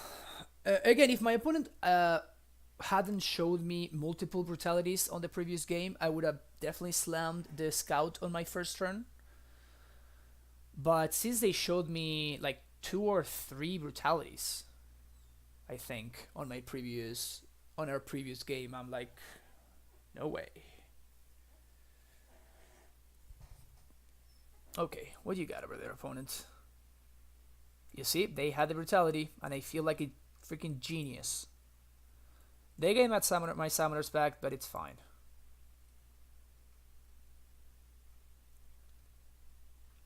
Feel like such a genius. And they discarded Terminate?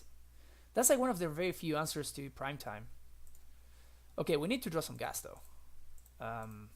Multiple scouts is not gonna cut it.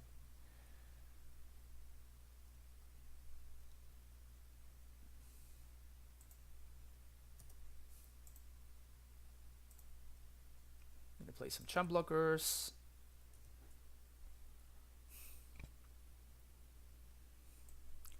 Get some value.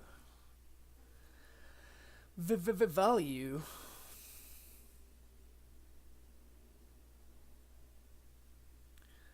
It's also nice that we're pretty insulated against Damping Sphere here. In fact, I'm considering copying their mountain with this Vesuva, so I can play a Brave if my opponent happens to play a Damping Sphere.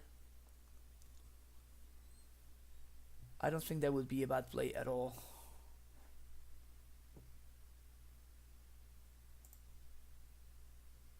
I think 3 I can take. The moment the Goif becomes a 4/4, that's more of an issue. But 3 I can take. I can quite happily go down to 14.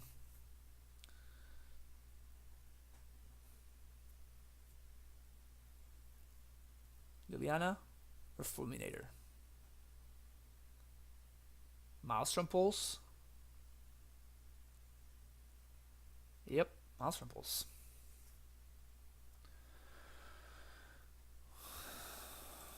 Okay, now that my opponent used their Maelstrom Pulse, I'm gonna play multiple dudes.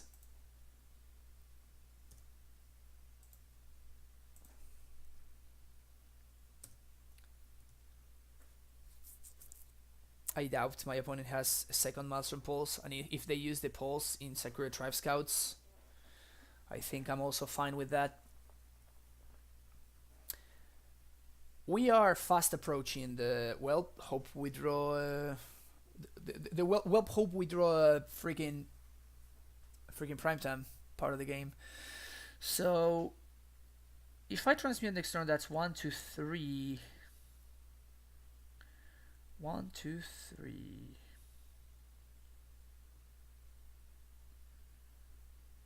But if I don't draw a blue source here, I'm actually gonna be very sad. Ancient Grudge. Blocking there. 100%. Prime time. Teehee. Teehee.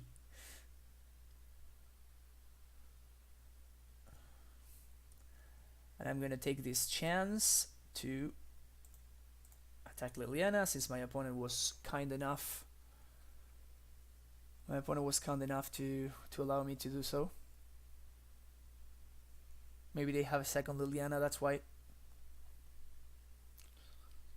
So I have 7 mana in play.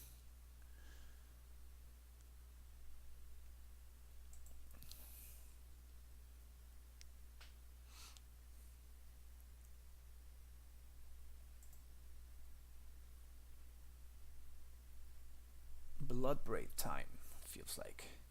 DT Lurch, how's it going? Yeah, we're prime timing today. That's exactly what we're doing right now. Fulminator. Please attack first.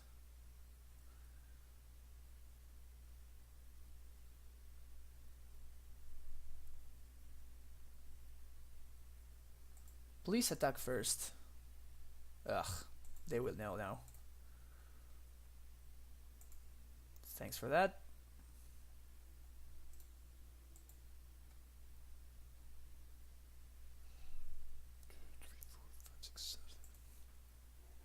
That Fulminator is a little bit annoying, not gonna lie. It is a little bit annoying.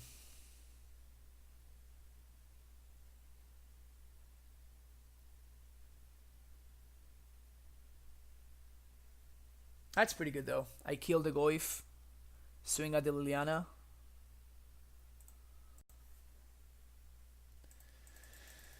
Pretty good. Explosives on 2. Crack it.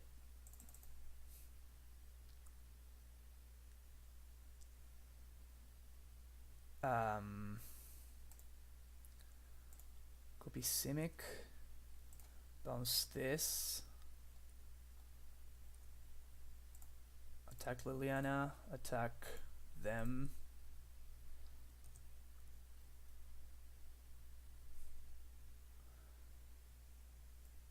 That was a pretty good set of turns. Still no prime time though. I definitely want to see a prime time here. They just conceded. That's definitely an early concession, but yep. We were drawing blanks for 1, 2, 3, 4, 5 turns before we actually found the primeval time. So that was most definitely an early concession, but I'll take it. I'll take it 2-1.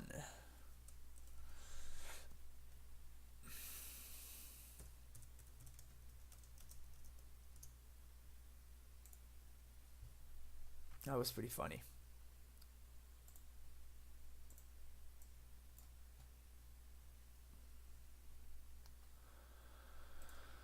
Okay.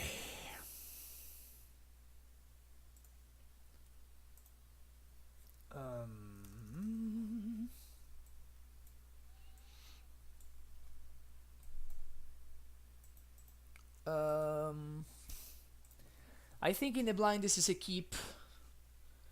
Turn 1 scout into steerings, hopefully into bounce land, into we naturally draw a bounce land. That would be nice. But yeah, we're definitely very interested in finding multiple bounce lands. Nakatl? No, search for tomorrow. Okay. So my opponent is on Scapeshift. That's actually a pretty good draw against Scapeshift.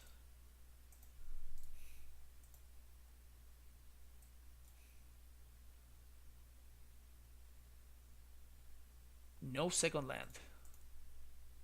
Bounce land, please. Fuck. No bounce land. No bounce land, and we draw the worst card in our deck, which is this Engineered Explosives. Alright, but we already looked. We have to find one of, in the top 45 cards of our deck, one of 9. Ooh, blue Scapeshift. Holy crap. Blue Scapeshift.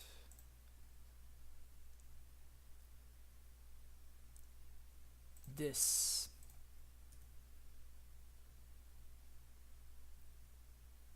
What is going on here?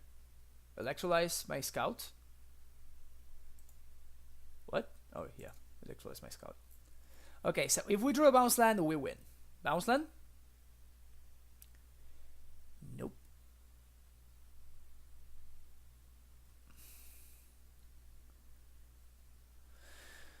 So here, this is one of the very, very weird set of plays that will happen here. I have an Amulet in play, okay? I have an Amulet in play, and I have Tularia West as my land for turn. I have not played a land this turn as of right now. So here's the situation. With this Tularia West right here, I can transmute these for a bounce land.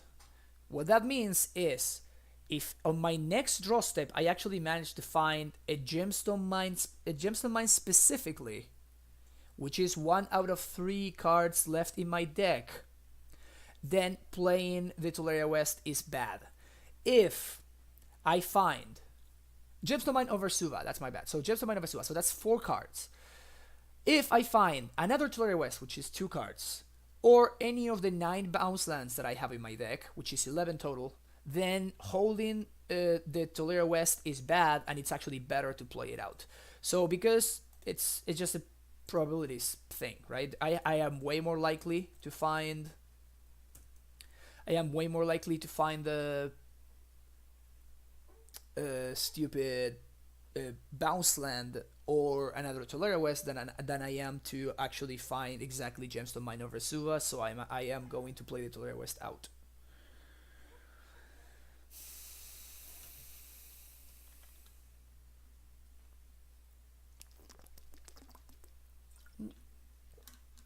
My opponent has been drawing lands, that's for sure.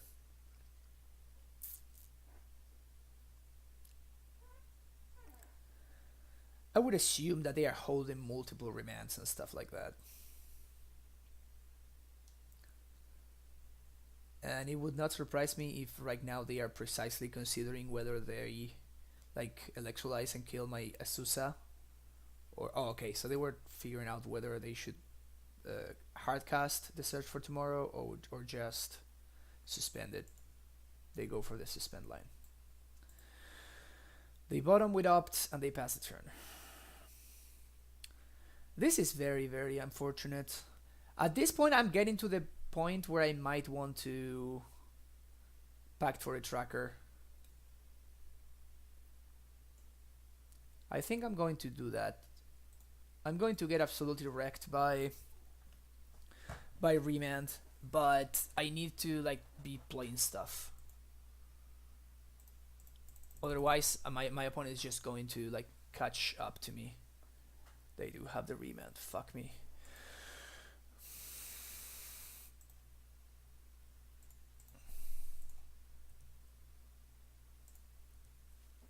Same for one, I guess.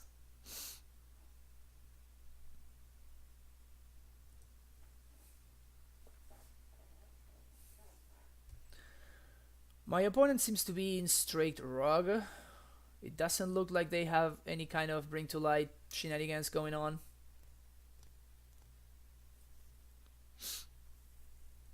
They seem to be on straight Rug.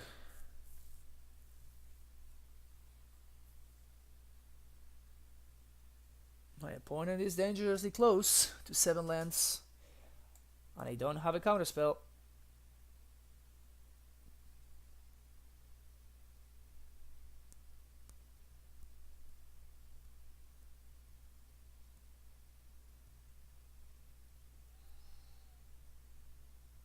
Bounce land, please. Bounce land, please.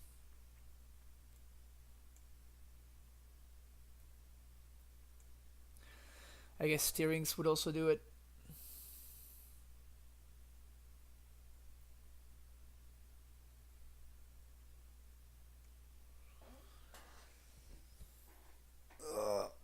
Falling very far behind. Falling very, very far behind.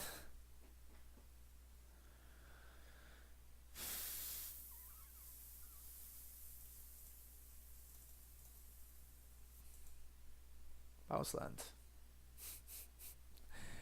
Redundant Amulet. In fact, my opponent is holding up the 2 mana, so I'm not even going to play this Amulet right now because I don't want my opponent to be able to remand it.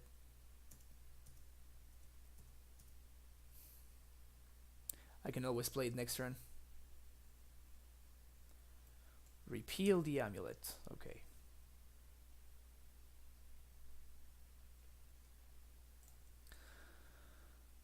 Alright, do you have it or not?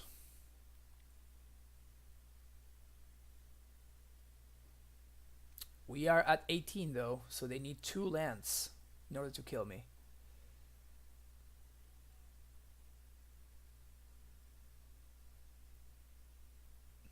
They need 2 lands to kill me.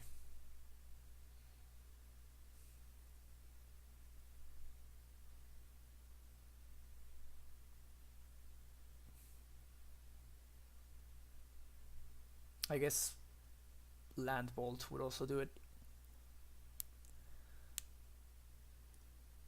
Oh, Steve. I love Steve. My opponent is very suspiciously holding up Cryptic Command mana.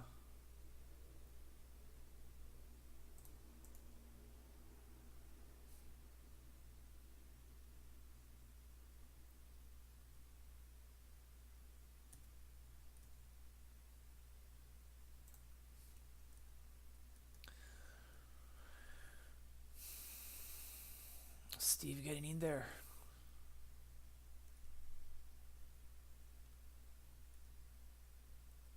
It's actually interesting that they chose to do that instead of like end of turn Cryptic bounce my plant and make Steve get in for 1, and if they have Scapeshift in hand they would actually have had lethal. I don't know whether they saw that play. They have the Scapeshift.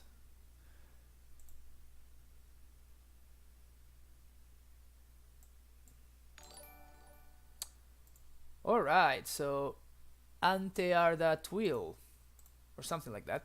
Thanks for following. Da da da da da. We made it to 100 followers. Oh yeah. That's awesome. Oh, 101? Sweet. Alright, so 101 followers.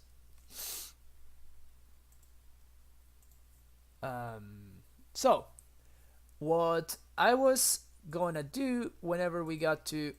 Just gonna F6 through, let my opponent do their thing. What I'm gonna do now is, now that we have 100 followers, we're gonna have a legacy primetime stream. This is a list that 5-0'd, I have no idea when, basically quite some time ago. But in any case, it goes like this.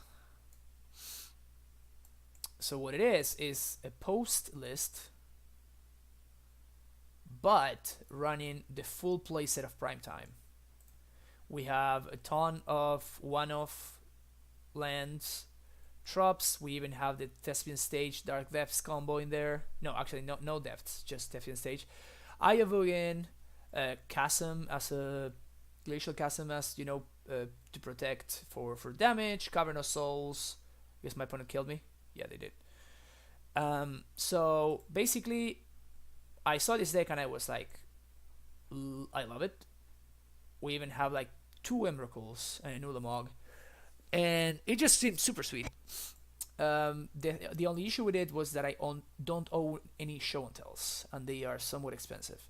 But since we made it to 100 followers, I am going to bite the bullet, and I will actually go ahead and buy those dumb show and tells. Explosives out, Ballista out.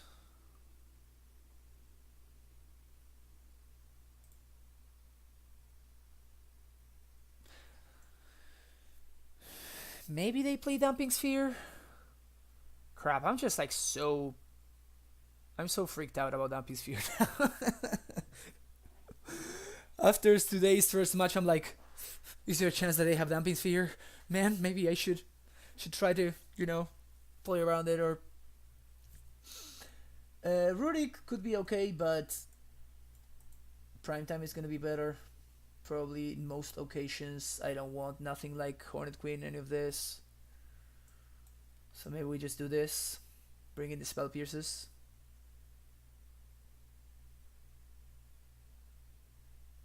This sounds somewhat right.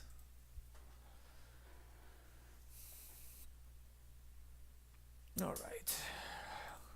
Thanks to everybody that's watching on this Wednesday noon, actually. We're playing some Amulet here, as we often do in this channel, because Amulet is love, Amulet is life, and Primetime is the way to go.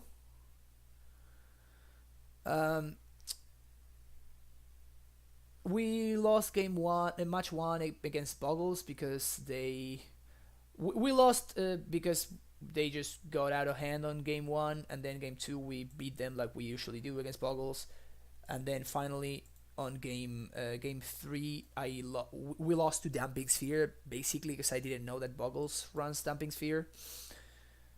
Opponent moves to 5. But yeah, we're rallying back. We're rallying back. We then won against Jund and Blue-White Control. And now we are down a game versus what looks to be straight Rug Scapeshift, like in the old days. Which is kind of sweet. We ran a Bring to Light list the other day, and I was not impressed, to put it lightly. To put it mildly. So here I definitely want to play the Cavern to make my land drop, so I think I'm going to play it on Human to set up for next turn.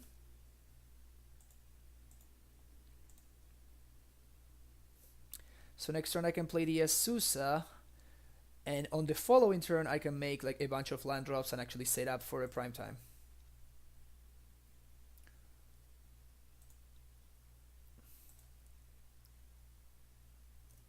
So play this, flow the green,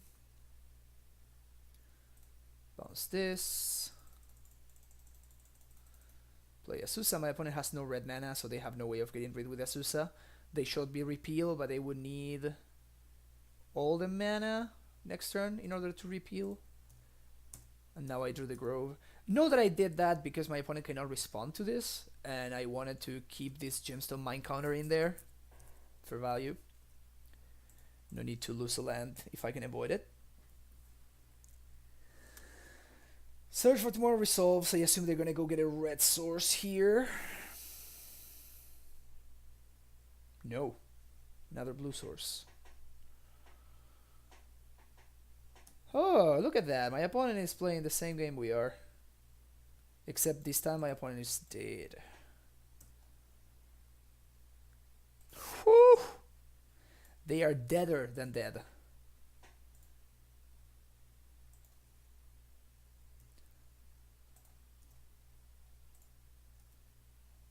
They will have two very, very angry Primeval Titans smashing their face in this turn. I guess I'll bounce this again. And I'm sorry, but I'm going for the value play, and I'm playing multiple Titans.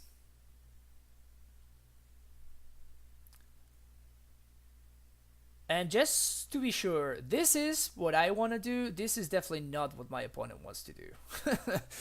I really do not care about a tireless tracker. I can chump this forever, and yes, it will accrue my opponent some card advantage and whatever, but that's not what this game is about. My opponent should try to combo me, or they will die.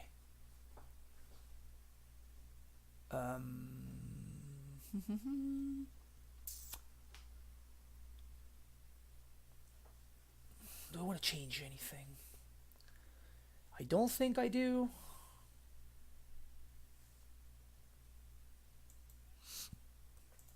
I think we just leave things as they are. I will actually go to the bathroom and be right back for the last game.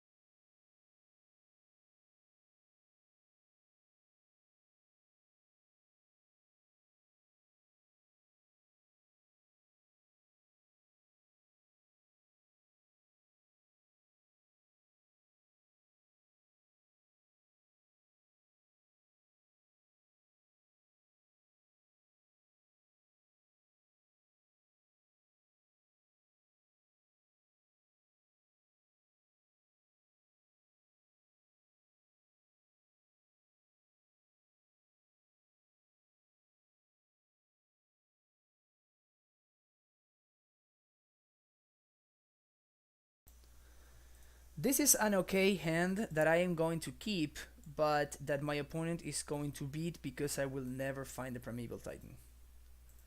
If we do though,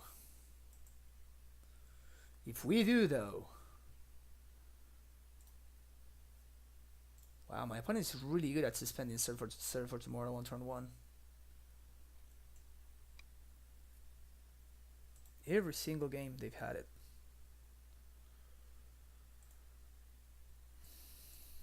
I guess that is not bad.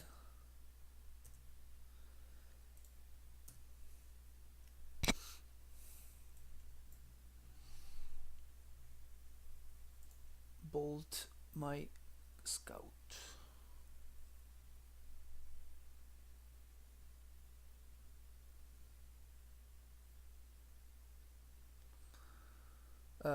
Yeah. Kind of sucks, but I'm doing this. Okay, now this bounce land has to work overtime for us.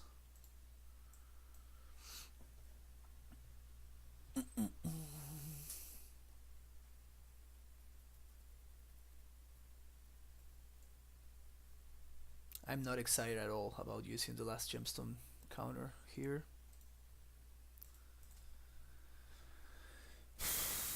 But I wanted to not show my opponent the cavern until the very last minute.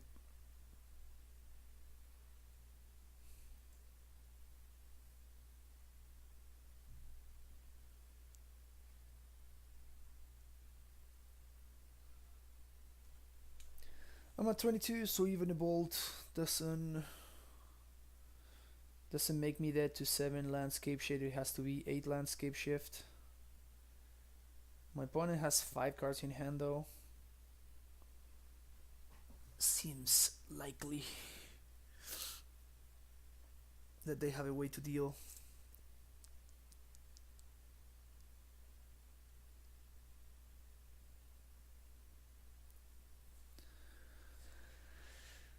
Alright, opponent.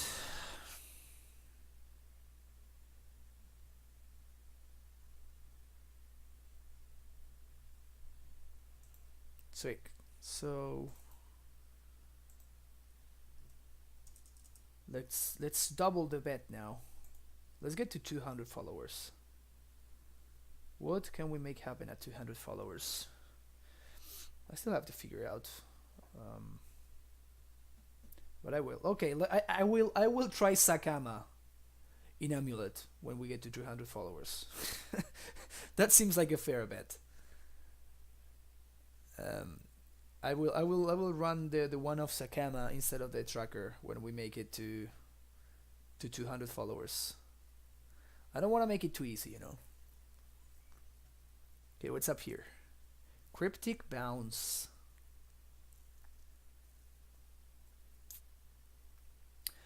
Okay, I'm going to run the risk here. This might turn out very, very poorly for me if I don't find another bounce land, which I did not. But hey, at least I did find 1, 2, 3, 4, 5, 6. I have enough mana now to prime time next turn if I happen to draw one. So that's pretty good. That was a very aggressive cryptic command, by the way, from my opponent. My opponent is really afraid of this Tribe Scout. Sakura Tribe mirror match. Why don't you want to give me freaking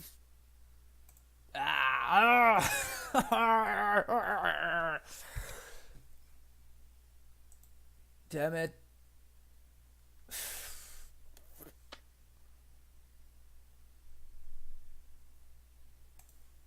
Okay.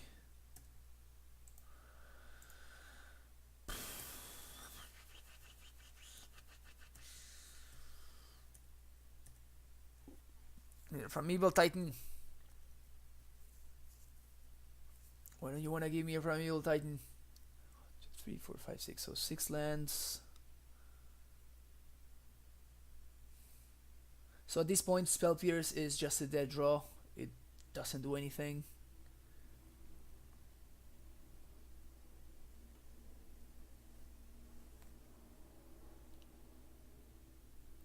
Here at end of turn, I'm going to flush in this Stronghold. It gives me the most options.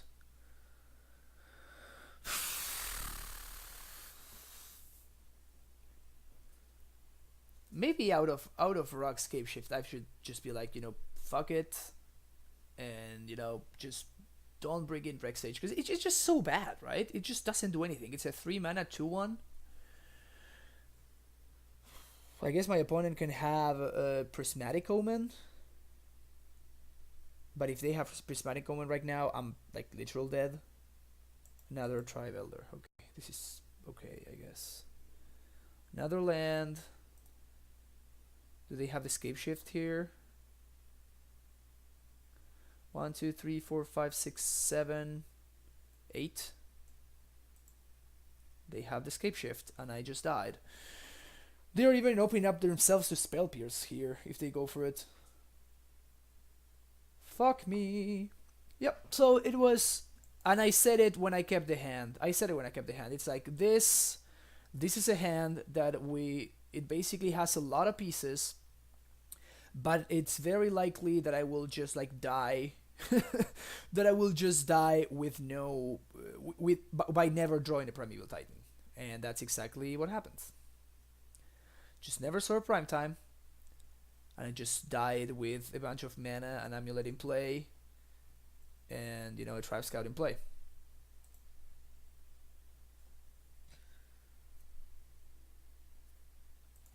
Which is quite annoying.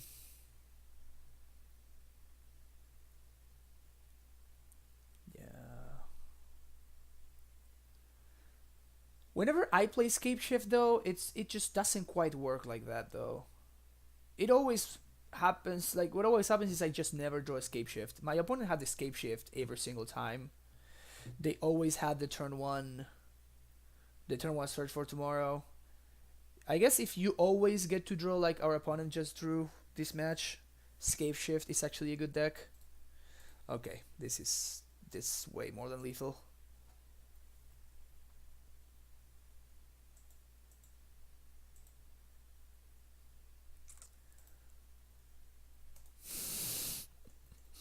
The Robins. Alright, we're back to 2-2. For a second I got excited there. Let's see if this is gonna be another no cash league, or we can actually get there.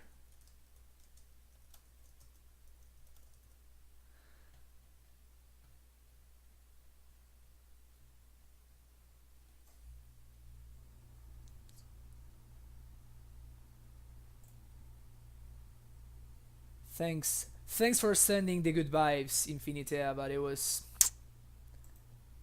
Oh, I got Infinity. I just got your name. That took me a second.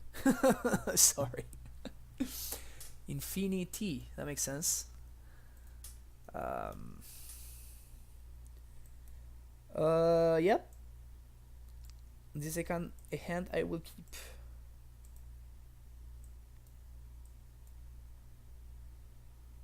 I will be playing Amulet on turn 1.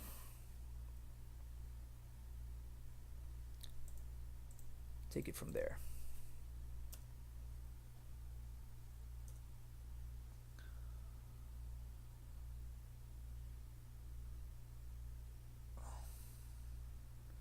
Turn 1 basic swamp into Inquisition.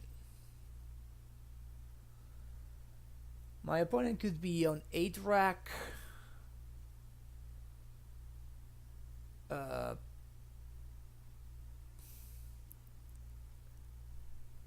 It could be 8 rack, Jund. It could also be Mardu Pyromancer.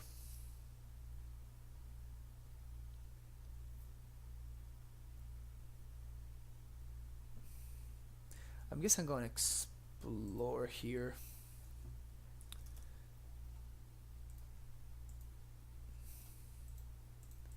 See what my options are. It's not bad. In case my opponent is on Mardu, I'd rather exile their yard. If my opponent is actually on something like 8 rack, then I might need to play around main deck spell surgical, in which case it would have been better to bog myself. But if my opponent is playing main deck surgical, then hats off to them. Janderino. El Jando. That's not a bad draw.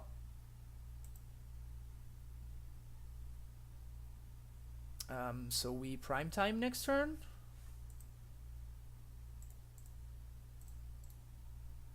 We prime time next turn, unless my opponent has anything to say about it. If they Liliana plus, then they get prime timed. If they, I guess they can have like main deck Fulminator or something stupid. That would be troublesome.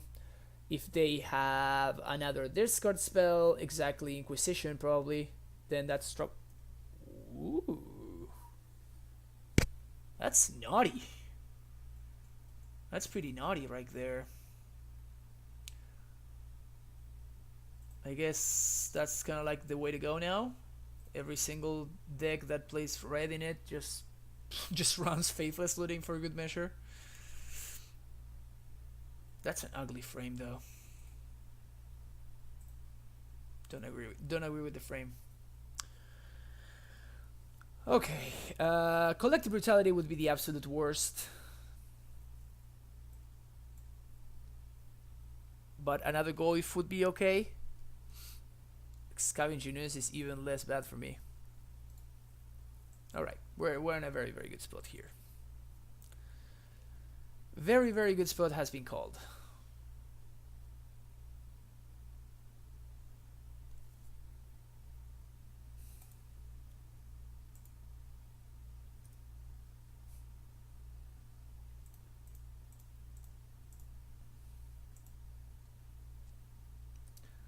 What do I bounce here? Probably the Radiant Fountain. So I'm going to Prime Time and I'm going to get Bounce Land, of course. I'm going to haste it because my opponent is tapped out. I'm going to haste it and then I'm going to get, I guess I'm just going to get Tuleria plus blah. No, that opens me up to Liliana. I don't want to be opened up to Liliana.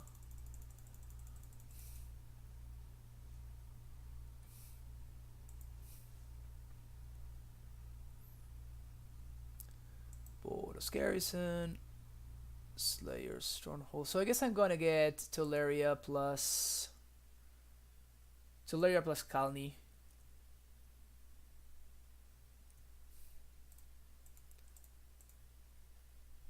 Tuleria plus Kalni seems to be what I'm interested in here. And I'm gonna bounce. Okay, my opponent just concedes.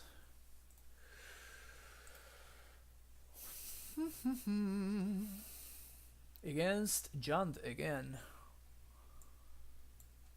So the plan against Jund is bringing all the threats and some removal. Side out Amulets. Side out Pact of Negation. Side out, was it Cavern of Souls, I think? And side out one of the Asusas. I think this was it. Again, we're keeping in Rex Age because, you know, Jund players. Oh no, we're siding out this. Bringing in the Asusa. I think this is what we did on the previous match, which worked out pretty good.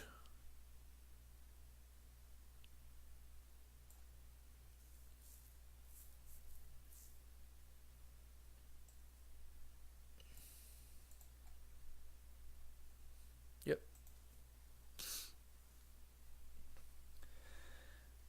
Yeah, maybe I should. But all of my other lands are actually super relevant, right? I know that Cavern is still okay, but all of my other lands are just way better, right? Kalni is extremely relevant, so is Radiant Fountain, so is like every single other land. So here I get to kill their Bob or like Tiny Goif. Okay, so I have enough bounce lands now, so I'm looking for a Gemstone Mine here. Or Grove of the Wormwheelers is probably even better. No, because I want to be able to transmute later. So if my opponent plays like a... I cannot kill a Goif, so Goif would be quite annoying. But I can kill a Bob, which is the one that I'm the most concerned about.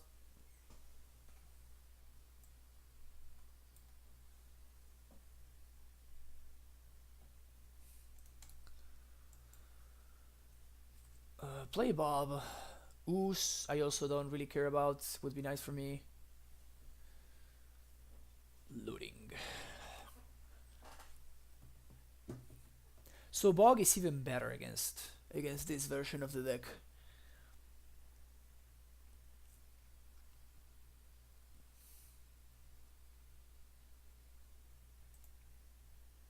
Oh, because my opponent is running Reveler. That makes sense.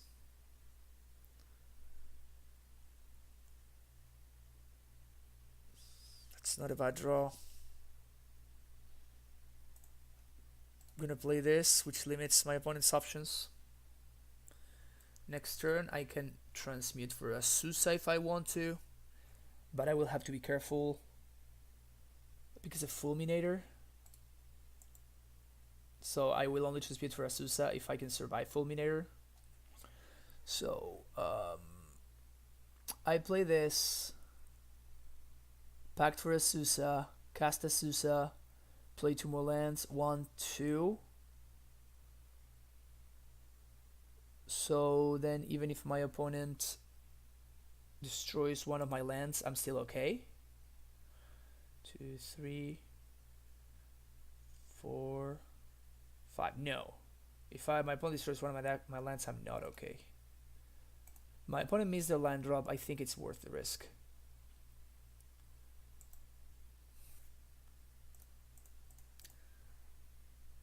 It always feels somewhat bad to Pact for a Susa though.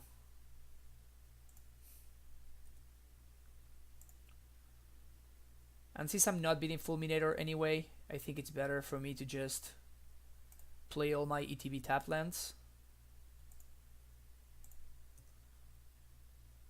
But yeah. So you have this turn to draw land and play Fulminator opponent. If you do, you got it.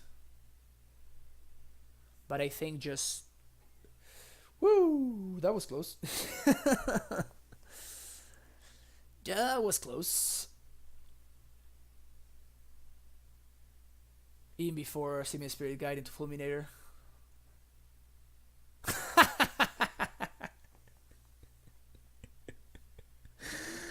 My opponent wants nothing to do with the Hornet Queen. They're like, I'm done. Hornet Queen is good.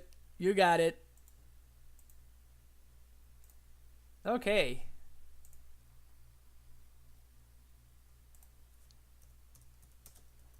2-0 versus John. So 59-31 overall record over 90 matches. So that's not like awful. It could be way better, but it's still like almost 60. What is this? 64-ish % win percentage. It's not bad. It's not an Excel sheet. This computer does not even have Excel. So yeah, you can see like the matchups.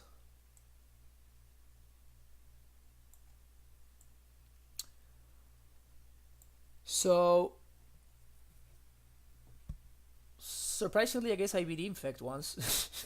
So you can see, affinity, holo 1, blue-white control. You will see a lot of blue-white control on the left side. These are the wins, of course. These are the losses. You will see a lot of blue-white control and a lot of Jund on the left side of things.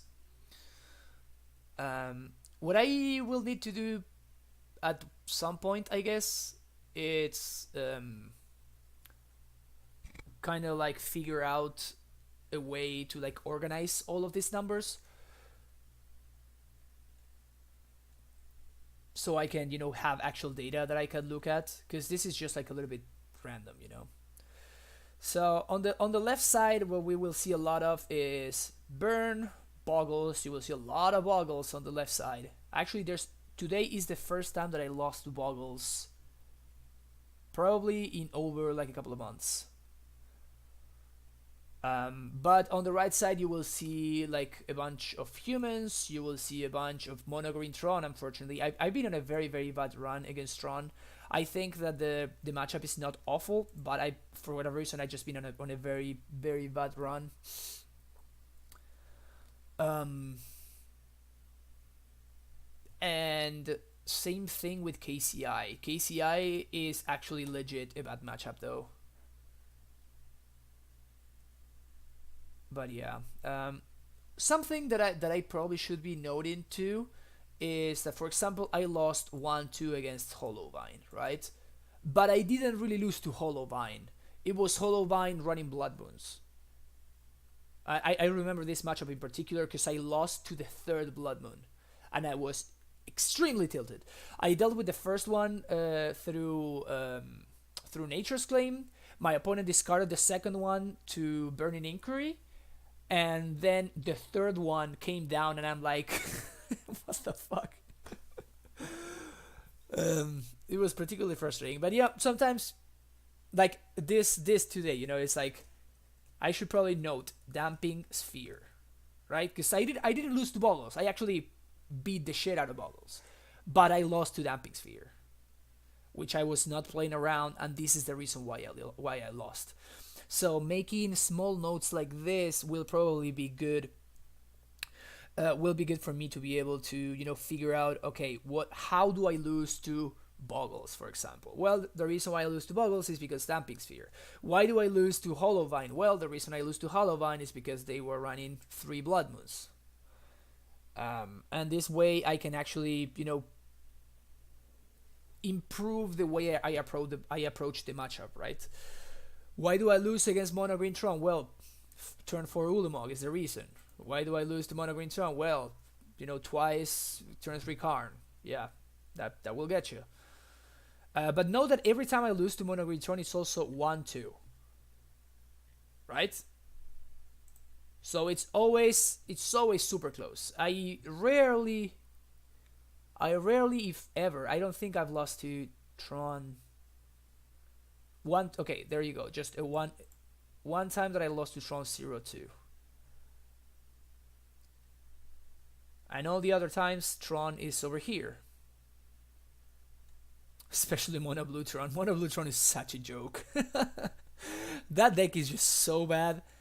I respect, what's his name? There's another streamer that plays only Mono Blue Tron and has, stuck with it for years and years and has it all foiled out in Moto, which is really funny because it looks ugly, but, it's pimped up, right?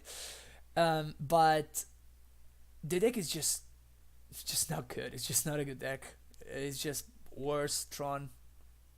But well, some people really really love it. I mean, after all, I'm playing Amulet, right? Who am I to speak about playing bad decks?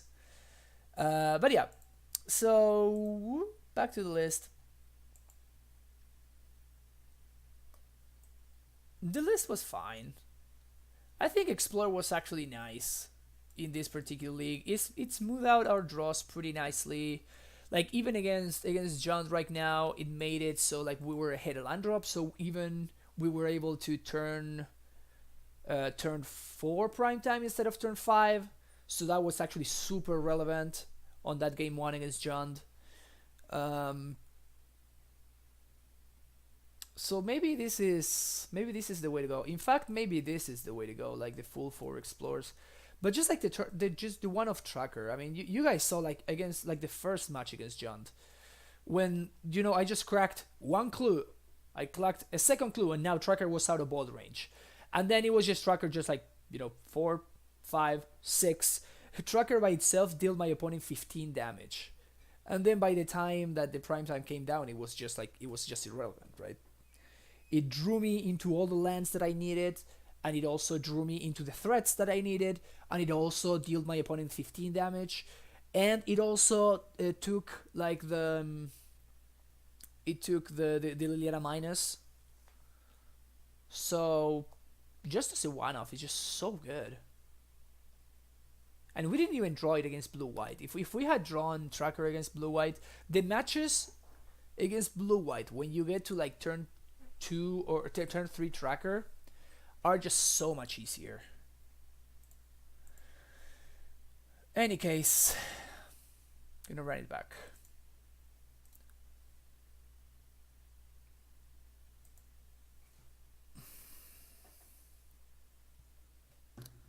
Not sure if I'm gonna finish the league because I definitely want to have some food. But I will for sure play 1 or 2 matches.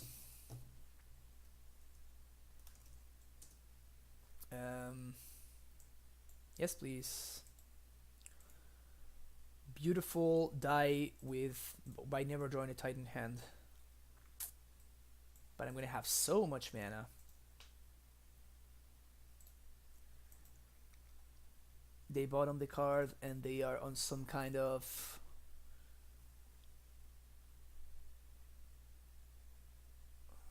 we'll see whether they are on Hollow One or they are on BridgeVine or something like that. Maybe even Dredge.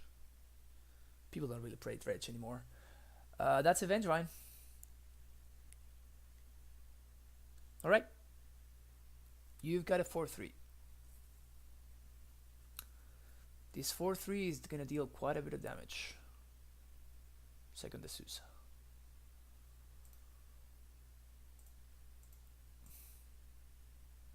I guess he's gonna deal 8 damage.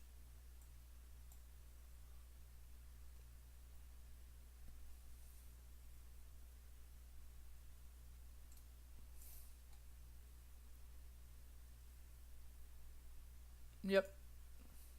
Swing for 4 again. I would not be surprised if my opponent is just out of gas at this point though. Like they used 1, 2, 3, 4 cards to...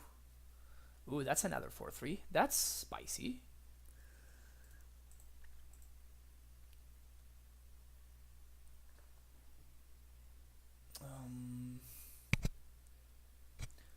So... Giant... And I'm thinking of actually chomping with this Azusa, because of course I have a second one waiting already. Alright. I'm definitely chomping and getting rid of my opponent bridges. Bridge, not bridges.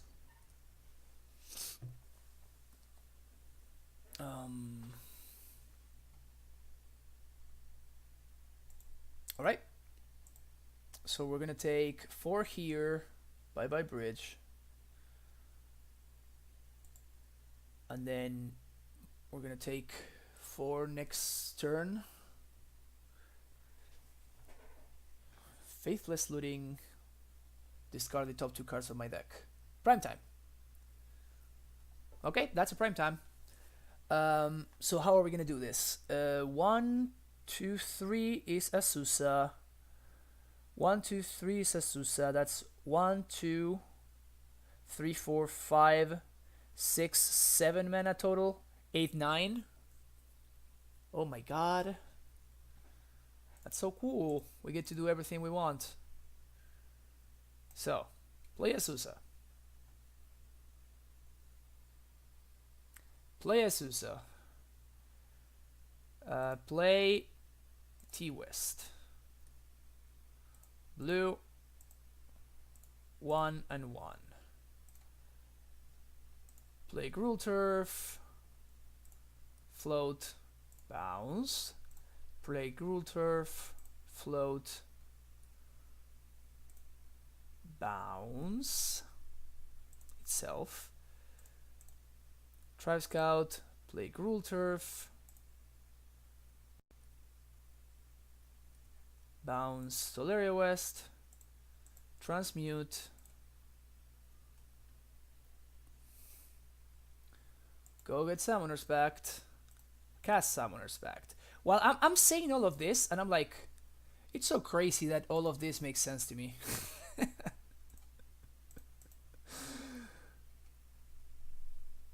Primeval Titan, my opponent concedes. Oh yeah. You have been prime-timed.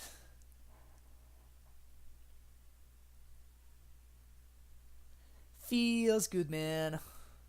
Alright, I want Fire Spout. I want K Return. Don't really want Tracker. Probably want Baloth. Probably want Hornet Queen too. Probably want this guy. Probably want Tormal Script. What do I not want? Do I even want Hornet Queen?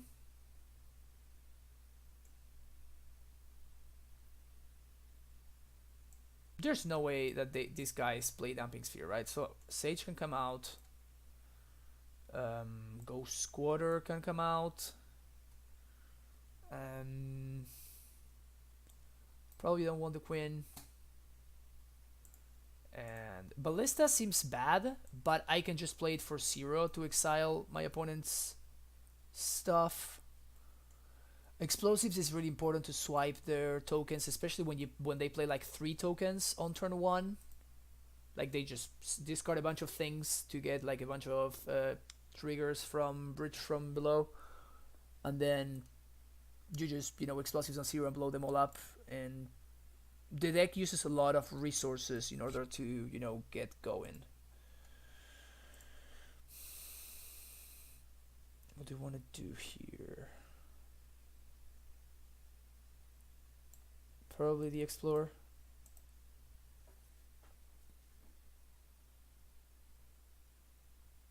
HQ. Oh, Hornet Queen. Yeah, but I mean, the thing is, I don't want to have my hand cluttered with like a bunch of expensive plays, and I am not one to send back double Amulet hands. So that's just not what I'm into. Not the kind of stuff that I'm into.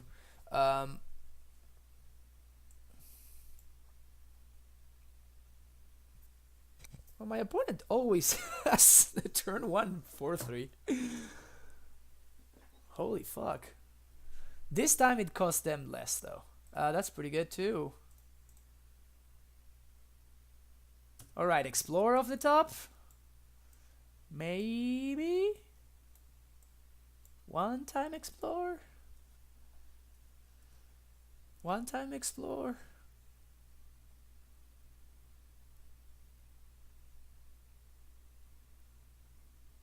Supplier, that's a Gravecaller right there. What is the white for? What are they splashing white for? Flanking Harbinger.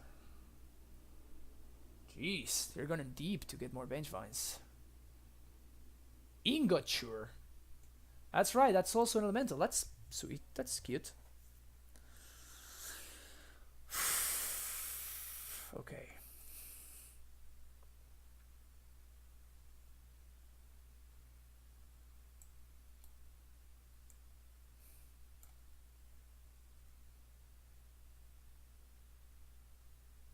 So here I get another Amulet.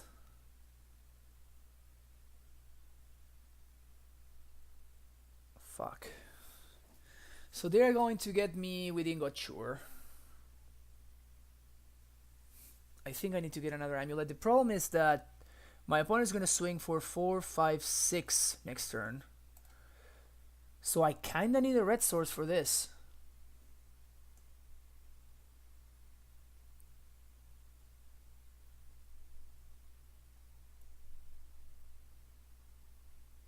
Without flying. I kind of very much need a red source for this. Wow, this is super close. I think I'm actually gonna go for the red source. I know there's... But second Amulet basically wins the game if I happen to draw an Azusa or Pact or Explore. I think I'm gonna be greedy. I'm gonna be taking 6 next turn.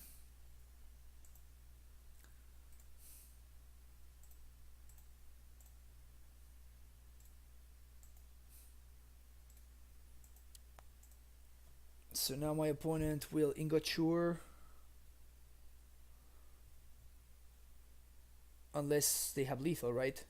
4, 5, 6, 7, 8, 9, 10, 11. So they do not have lethal with a Bushwhacker.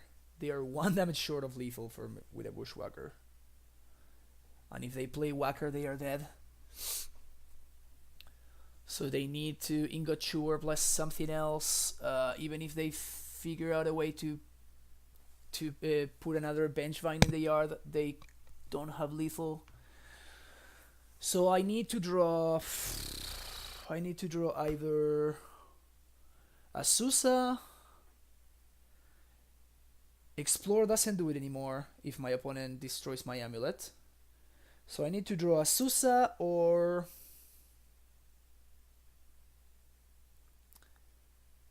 Summoner's Pact also does it. Asusa or Summoner's Pact. And also I could actually have played both amulets last turn. That is also important to have in mind. And what that does is it gives me the out of drawing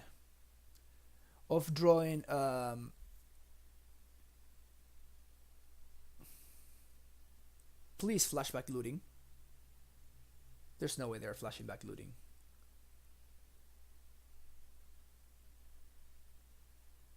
No, they're not flashing back looting. Okay, that makes more sense. For a second I got excited there.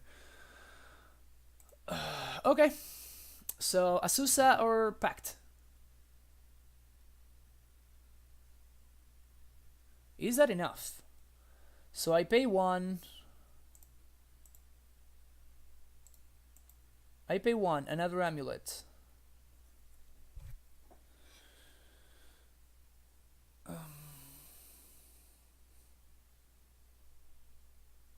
I pay one, I play another amulet, I play Semi-Growth, I have 5 mana.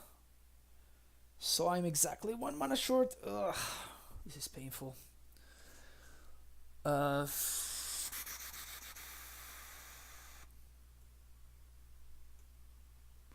Okay, so I need to steer into Gruul Turf. Steer into Gruul Turf. That's my out. Because I already bottomed the Borders Garrison. So steer into Gruul Turf is my out. Gruul Turf. Yes! Oh man. Feels good.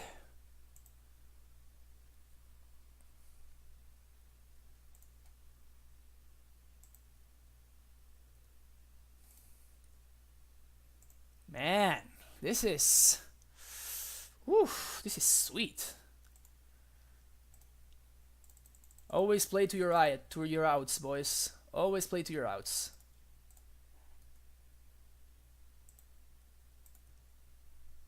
My opponent F6. They didn't even get the scry value. And they only have 1 card in hand, so they cannot trigger BridgeVine. And next turn we prime time in.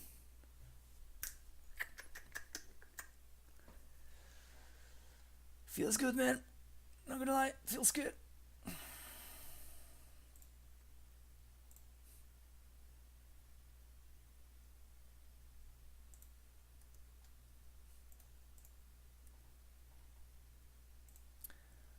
Always gotta play to your outs.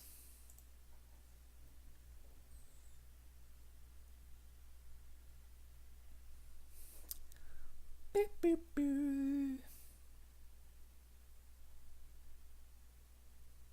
That seems like some concession lag right there, but it's not happening. What's going on? Modo, please. Alright. 2-0 versus the BridgeVine Menace.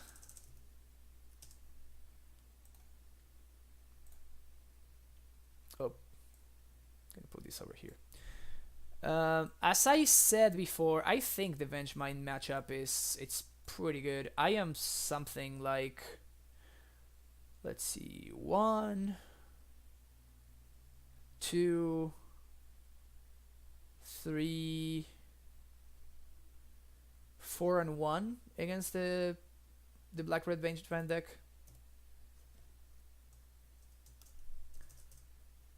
So I believe the matchup it's just okay.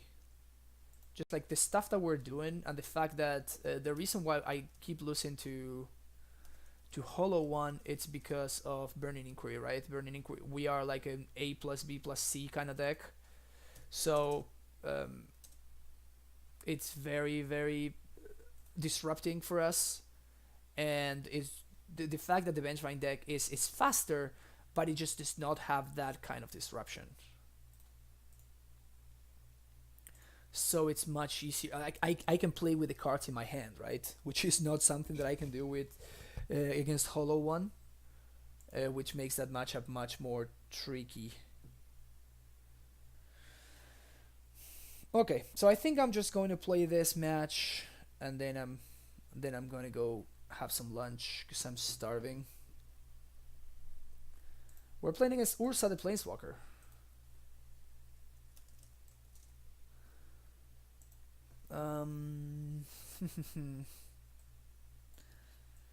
Keep or no keep? So this hand desperately needs a green source, but if we do find it, it's actually pretty damn good. I think I'm going to keep this hand, and I'm going to die by never seeing a green source. Maybe also being on the play should make this a mulligan. Maybe this is a keep on the draw, but a mulligan on the play.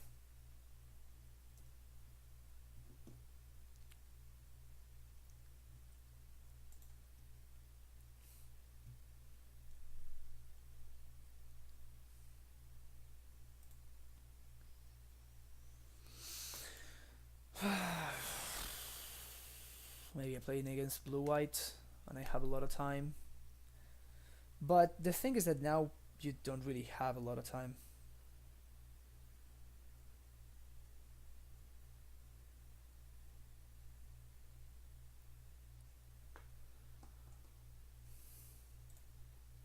Dark Slick Shores.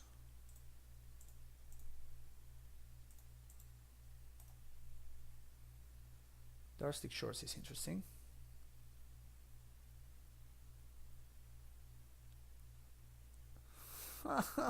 So sad.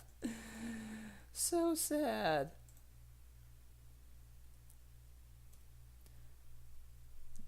Alright, green source please. Green source please. People don't play Spell Pierce really in Modern.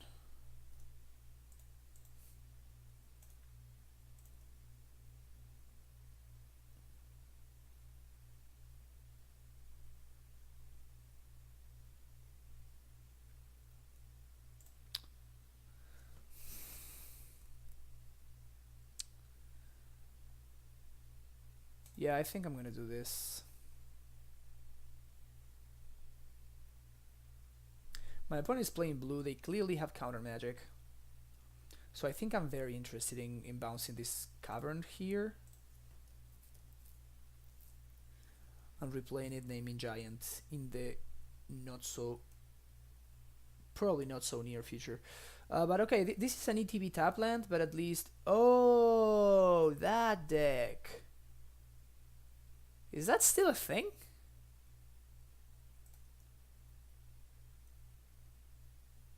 Okay.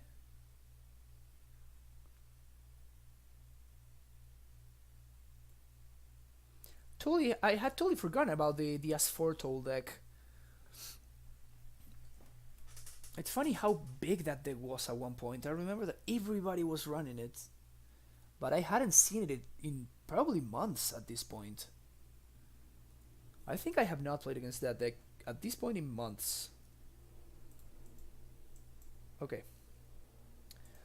Flashing this, naming Giant. And untap. It's not bad.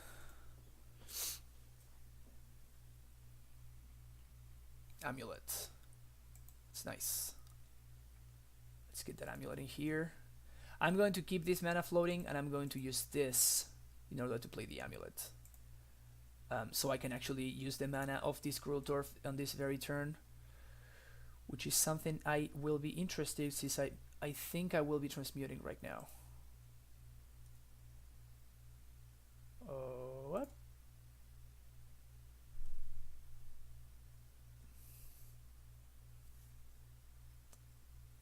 So I will do this first. Bounce Simic. Steerings.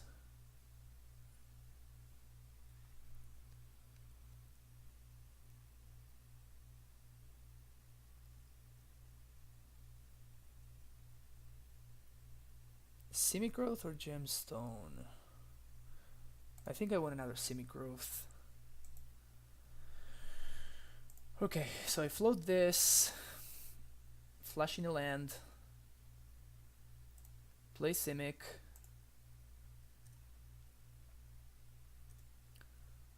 bounce, transmute. Nico 95. Yeah, I think the deck place command should be working right there. And I don't think I changed anything from our first league. So it should be... no, I did not change anything. So it should be that list that you see over there. Alright, so my opponent is going in. Holy crap. So this prime time, if my opponent does not leave an end on this precise turn, this prime time is definitely going to go get... it's definitely going to go get a Bajuka Bog. Well, that's annoying.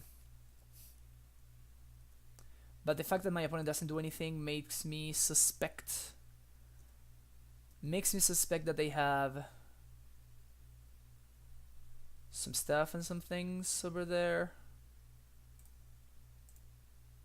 So I'm gonna lead in a Susa, see what happens. Note that I can steal prime time even if my opponent counters this Azusa.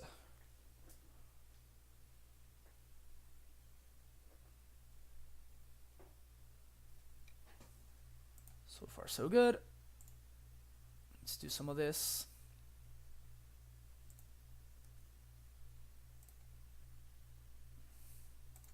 Some more of this.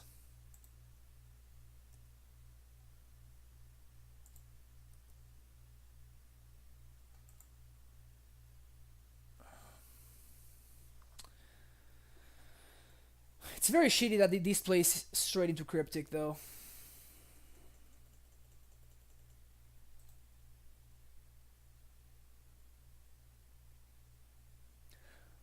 I still have 2 land drops remaining, so that's 1, 2, 3, 4. Yeah, I'm gonna play Ballista on 4. This kind of pressures them.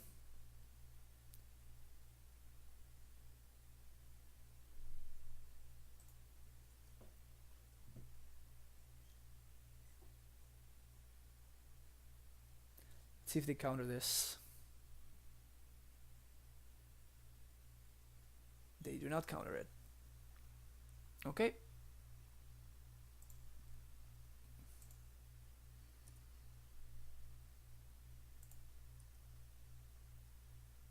This time I'm gonna bounce the Gruul Turf. I'm gonna put a counter. We're gonna move on with our lives.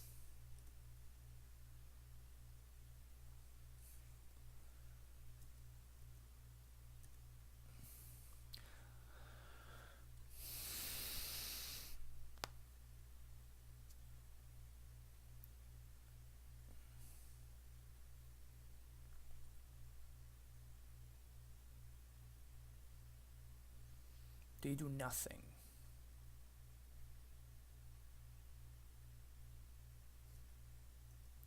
Keep doing nothing. Pact? No. Okay. 1.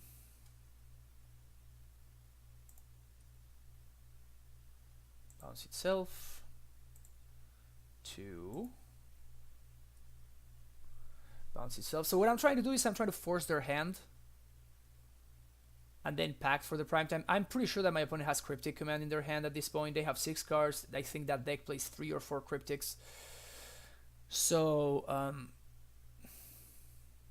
mean, now they could go Squatter me if they wanted to. That doesn't really do much for them, but I don't know.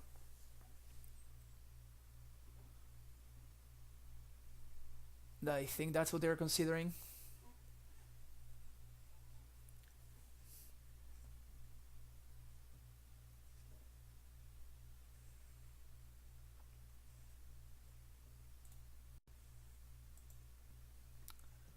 Floated green mana there. Yes. Go get a basic forest.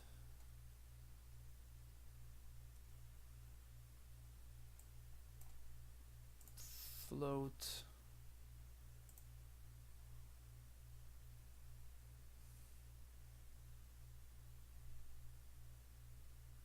I don't think I should have done that. I should have floated just regular good old mana. So I could like play another time. Because now my opponent can like bounce. No, but I can still cast Prime Time post combat, I think. Yeah, I'm still fine. Alright, go to combat.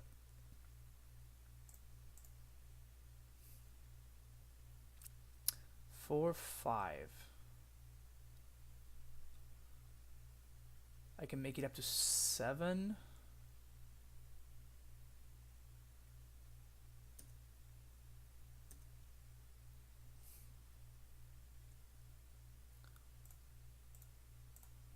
Put one more counter.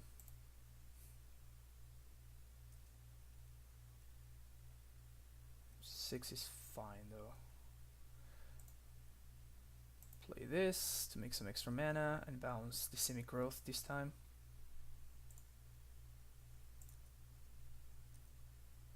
Now pass the turn to my opponent.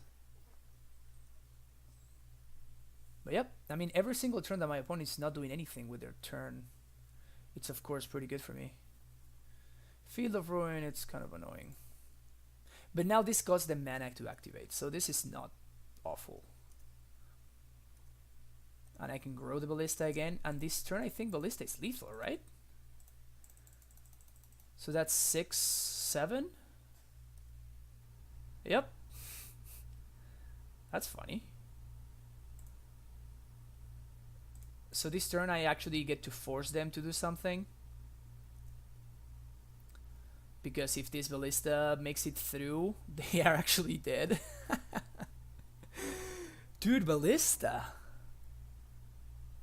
doing work. Yep. Cryptic tap your team. Cryptic tap your team and draw.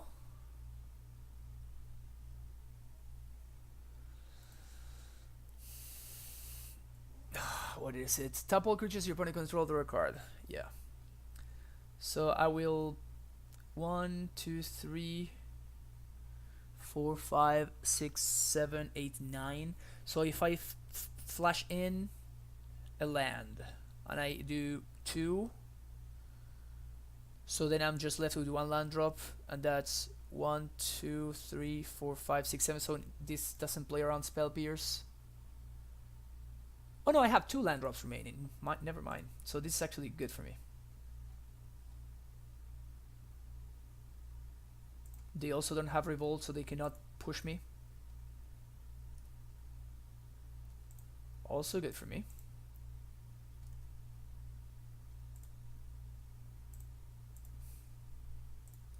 Make Ballista 7/7. That's cool. So now I even get to play around Spell Pierce. Prime time. And this prime time is 100% getting Bog plus something else.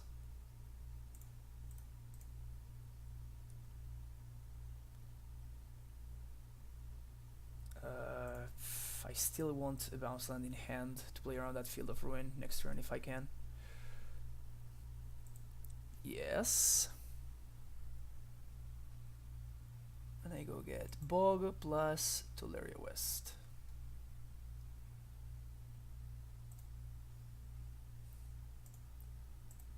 And I have a bunch of resources, so my opponent cannot really mess with me. I could have transmuted this turn. I actually made a mistake there. I should have floated the blue mana and I would have been able to transmute here. That was a mistake for sure. It might not cost me, but you know, it's good to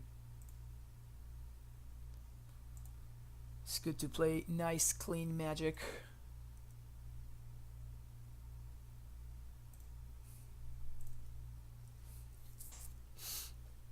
Okay. Riverwinder is in the house.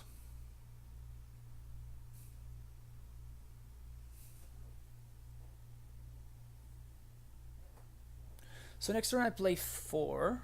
I pay 1, 2, 3 to play Azusa. I have 6. I'm 1 mana short of... Oh, my opponent just never found their stuff. I would have been 1 mana short of actually casting the Prime Time then and there. Okay, so I definitely want Spell Pierces, definitely want my Pacts, definitely want Tormod's Crypt. Ballista was gas that game. Definitely want Rex Sage.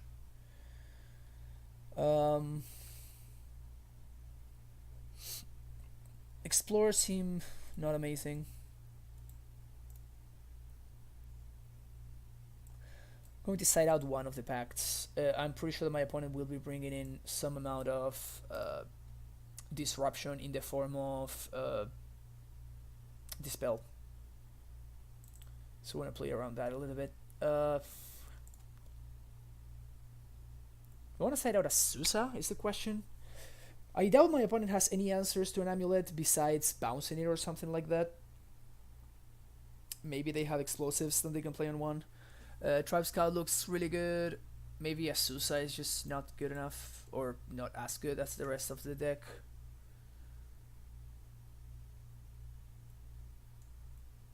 Rurik.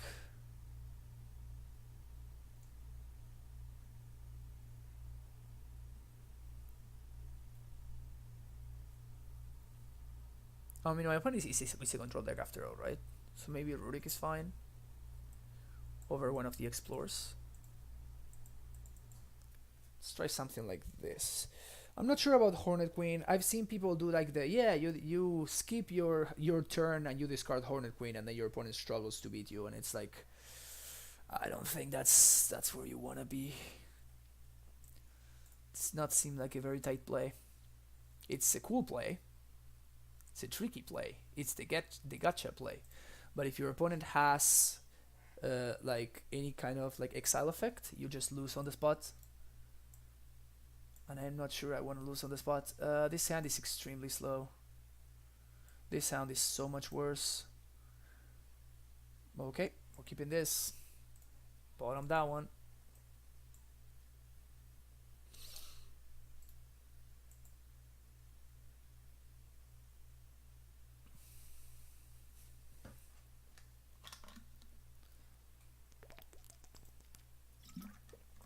And I can't even punish the turn 1 Ancestral because my land enters the battlefield tapped.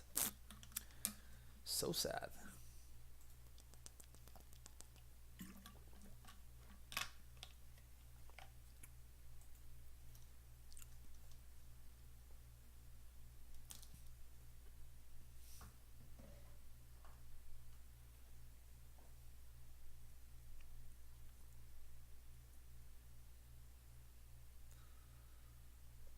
Yeah, this looks like a game that I'm very unlikely to win.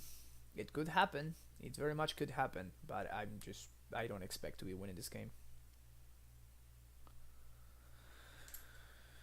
A lot of things need to go right. A lot of things need to go my way.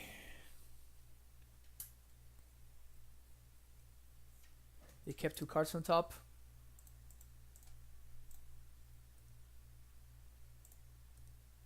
Get in there, plant token.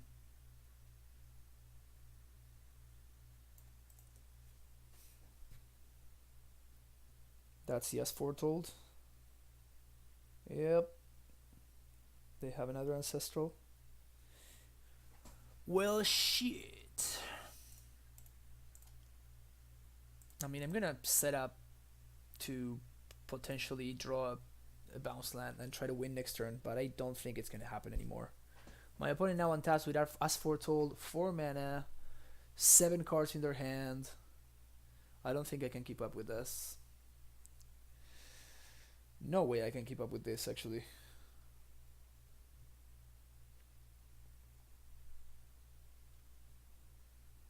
Solid choice of basics for my opponent. I respect that.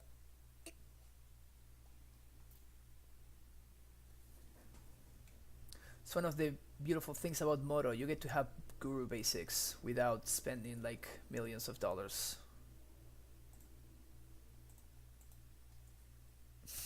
Another scout. There's more from where those came from. Back to 8 cards in hand. Yeah, this is no, not winning here. 9 cards in hand. Gross. Gross.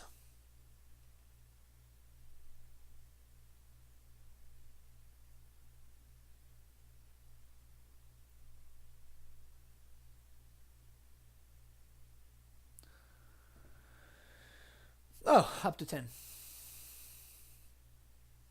Up to 10, my bad.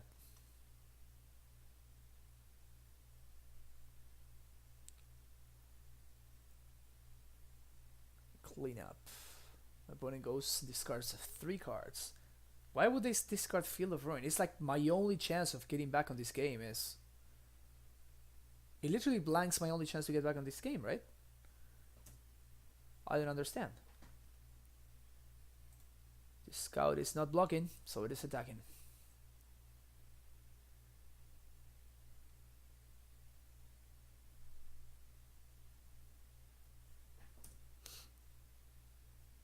Yeah, of course, I mean, we mulled to 5 and our deck was not keen to us. It happens. It happens.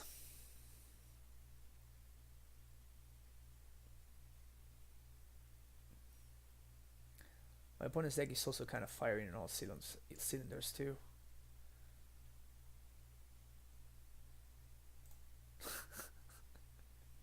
They just can't have enough of drawing cards.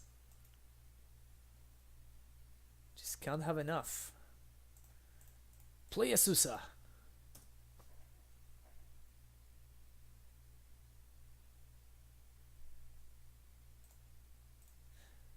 Yeah, I'm gonna attack. My opponent doesn't have lethal on board, so might as well.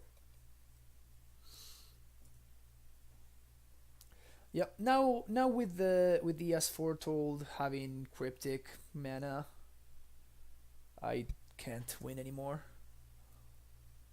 If they when they start like slamming free cryptics.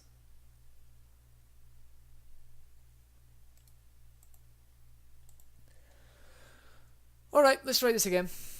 Let's draw a real hand this time. Let's try drawing a real hand.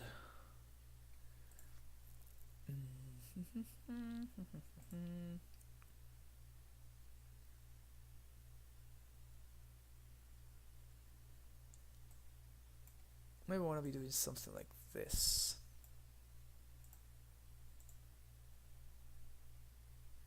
Actually, my opponent showed me Spell Pierce. I'm gonna do this on the play. I'm not gonna try to grind out value. I just want to kill them.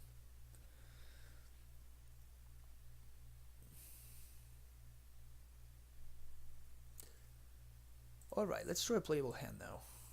This is a playable hand, cool.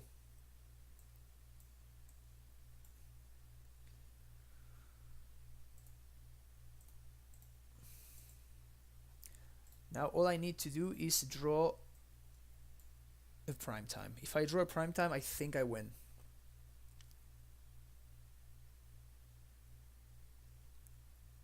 In fact, if I draw a prime time, this is a turn... No, it's not a turn 2.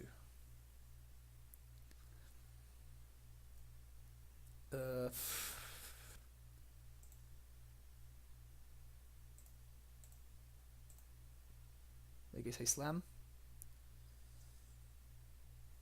I think I let this go. And I play a second Amulet. Because I really want to hold up Spell Pierce for my opponent's as foretold. When that deck does not have as foretold, it's so much worse. It's pretty hilarious how much worse it is.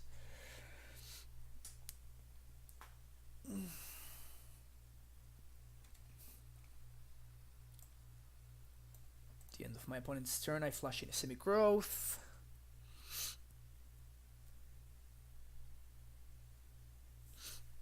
should be in pretty good shape.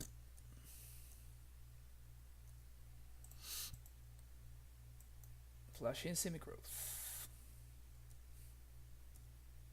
Bounce gemstone. Prime time.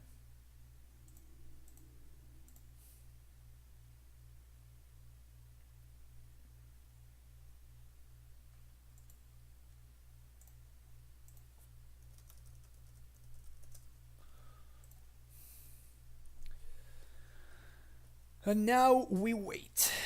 Now we wait. That guy is fine.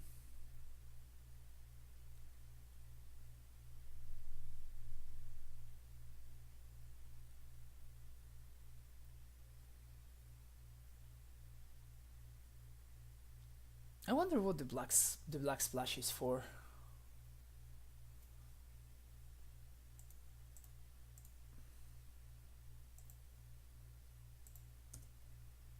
At this point, my opponent kind of knows that I have a spell pierce in hand.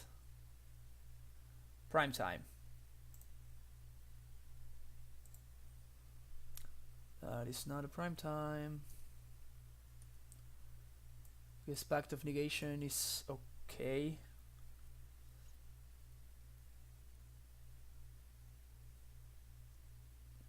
I mean, if I were to draw a bad card, at least it was a Pact of Negation.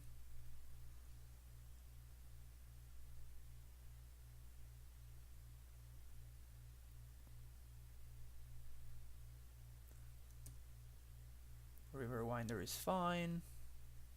Field of Ruin. Tularia West, transmute 4 explosives.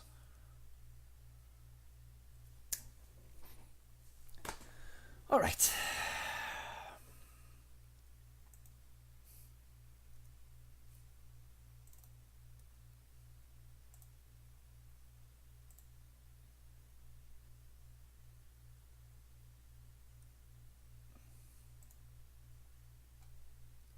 And it's hilarious that this Strive Scout swinging in for 1, it's going to be lethal.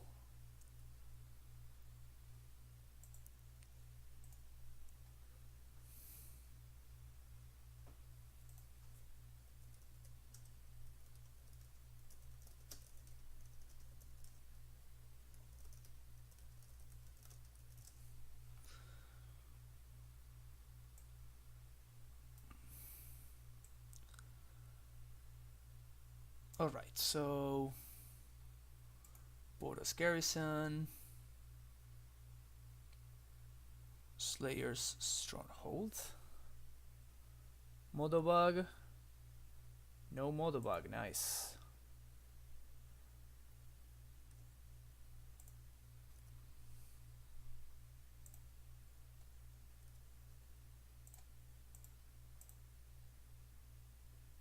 Haste and Vigilance. Haste and Vigilance. And now I go get I attack.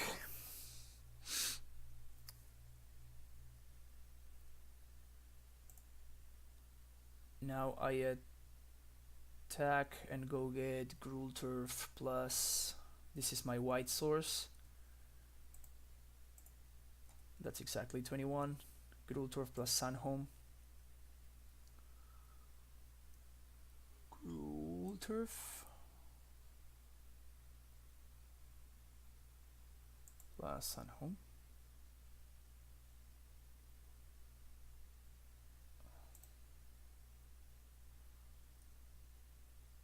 One white colorless. Double strike. Bounce Sunhome. 21.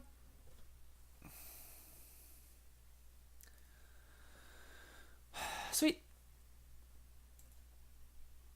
So we are 2-0. Pretty good. So what I'm going to do is I am going to go make myself some lunch. I need to answer a couple of work emails, and then I will come back for a little bit to finish up this league. So we will have like a shorter stream later today. That was Mono Blue leaving, and but yeah. So thank you all for watching, and I will be back in probably around half an hour, so around 2 p.m. my time. If you guys have not hit the follow button, it should be right around over there. I think it's up there, and you can follow me, and you can be notified every time that I go live. I stream mostly a modern Amulet or Legacy, probably some kind of Knight of the Reliquary deck. But yeah, I stream usually around this time, and I stream at least one league, and maybe some more, depends on what I have to do later in the day. But yeah, if you really enjoy the stream, you can also subscribe, because I'm an affiliate now, and I already have 6 very supported people who have subscribed to the channel, which I very much appreciate. And yeah, if you don't, you can always follow for free. Also, I have a YouTube channel where I upload all of my videos, and in that YouTube channel, I basically upload my full stream. But what I do is, so you can find the stuff that you want to watch a little bit more easily. I timestamp everything, so in the description of every single video, you will find, with matchup it is, who am I playing against, like which deck I'm in, and then you can click on the timestamp that will send you directly to whatever match you want to see. But yeah, so I will hope to see you guys later, and if not, have a good rest of your day. Bye bye.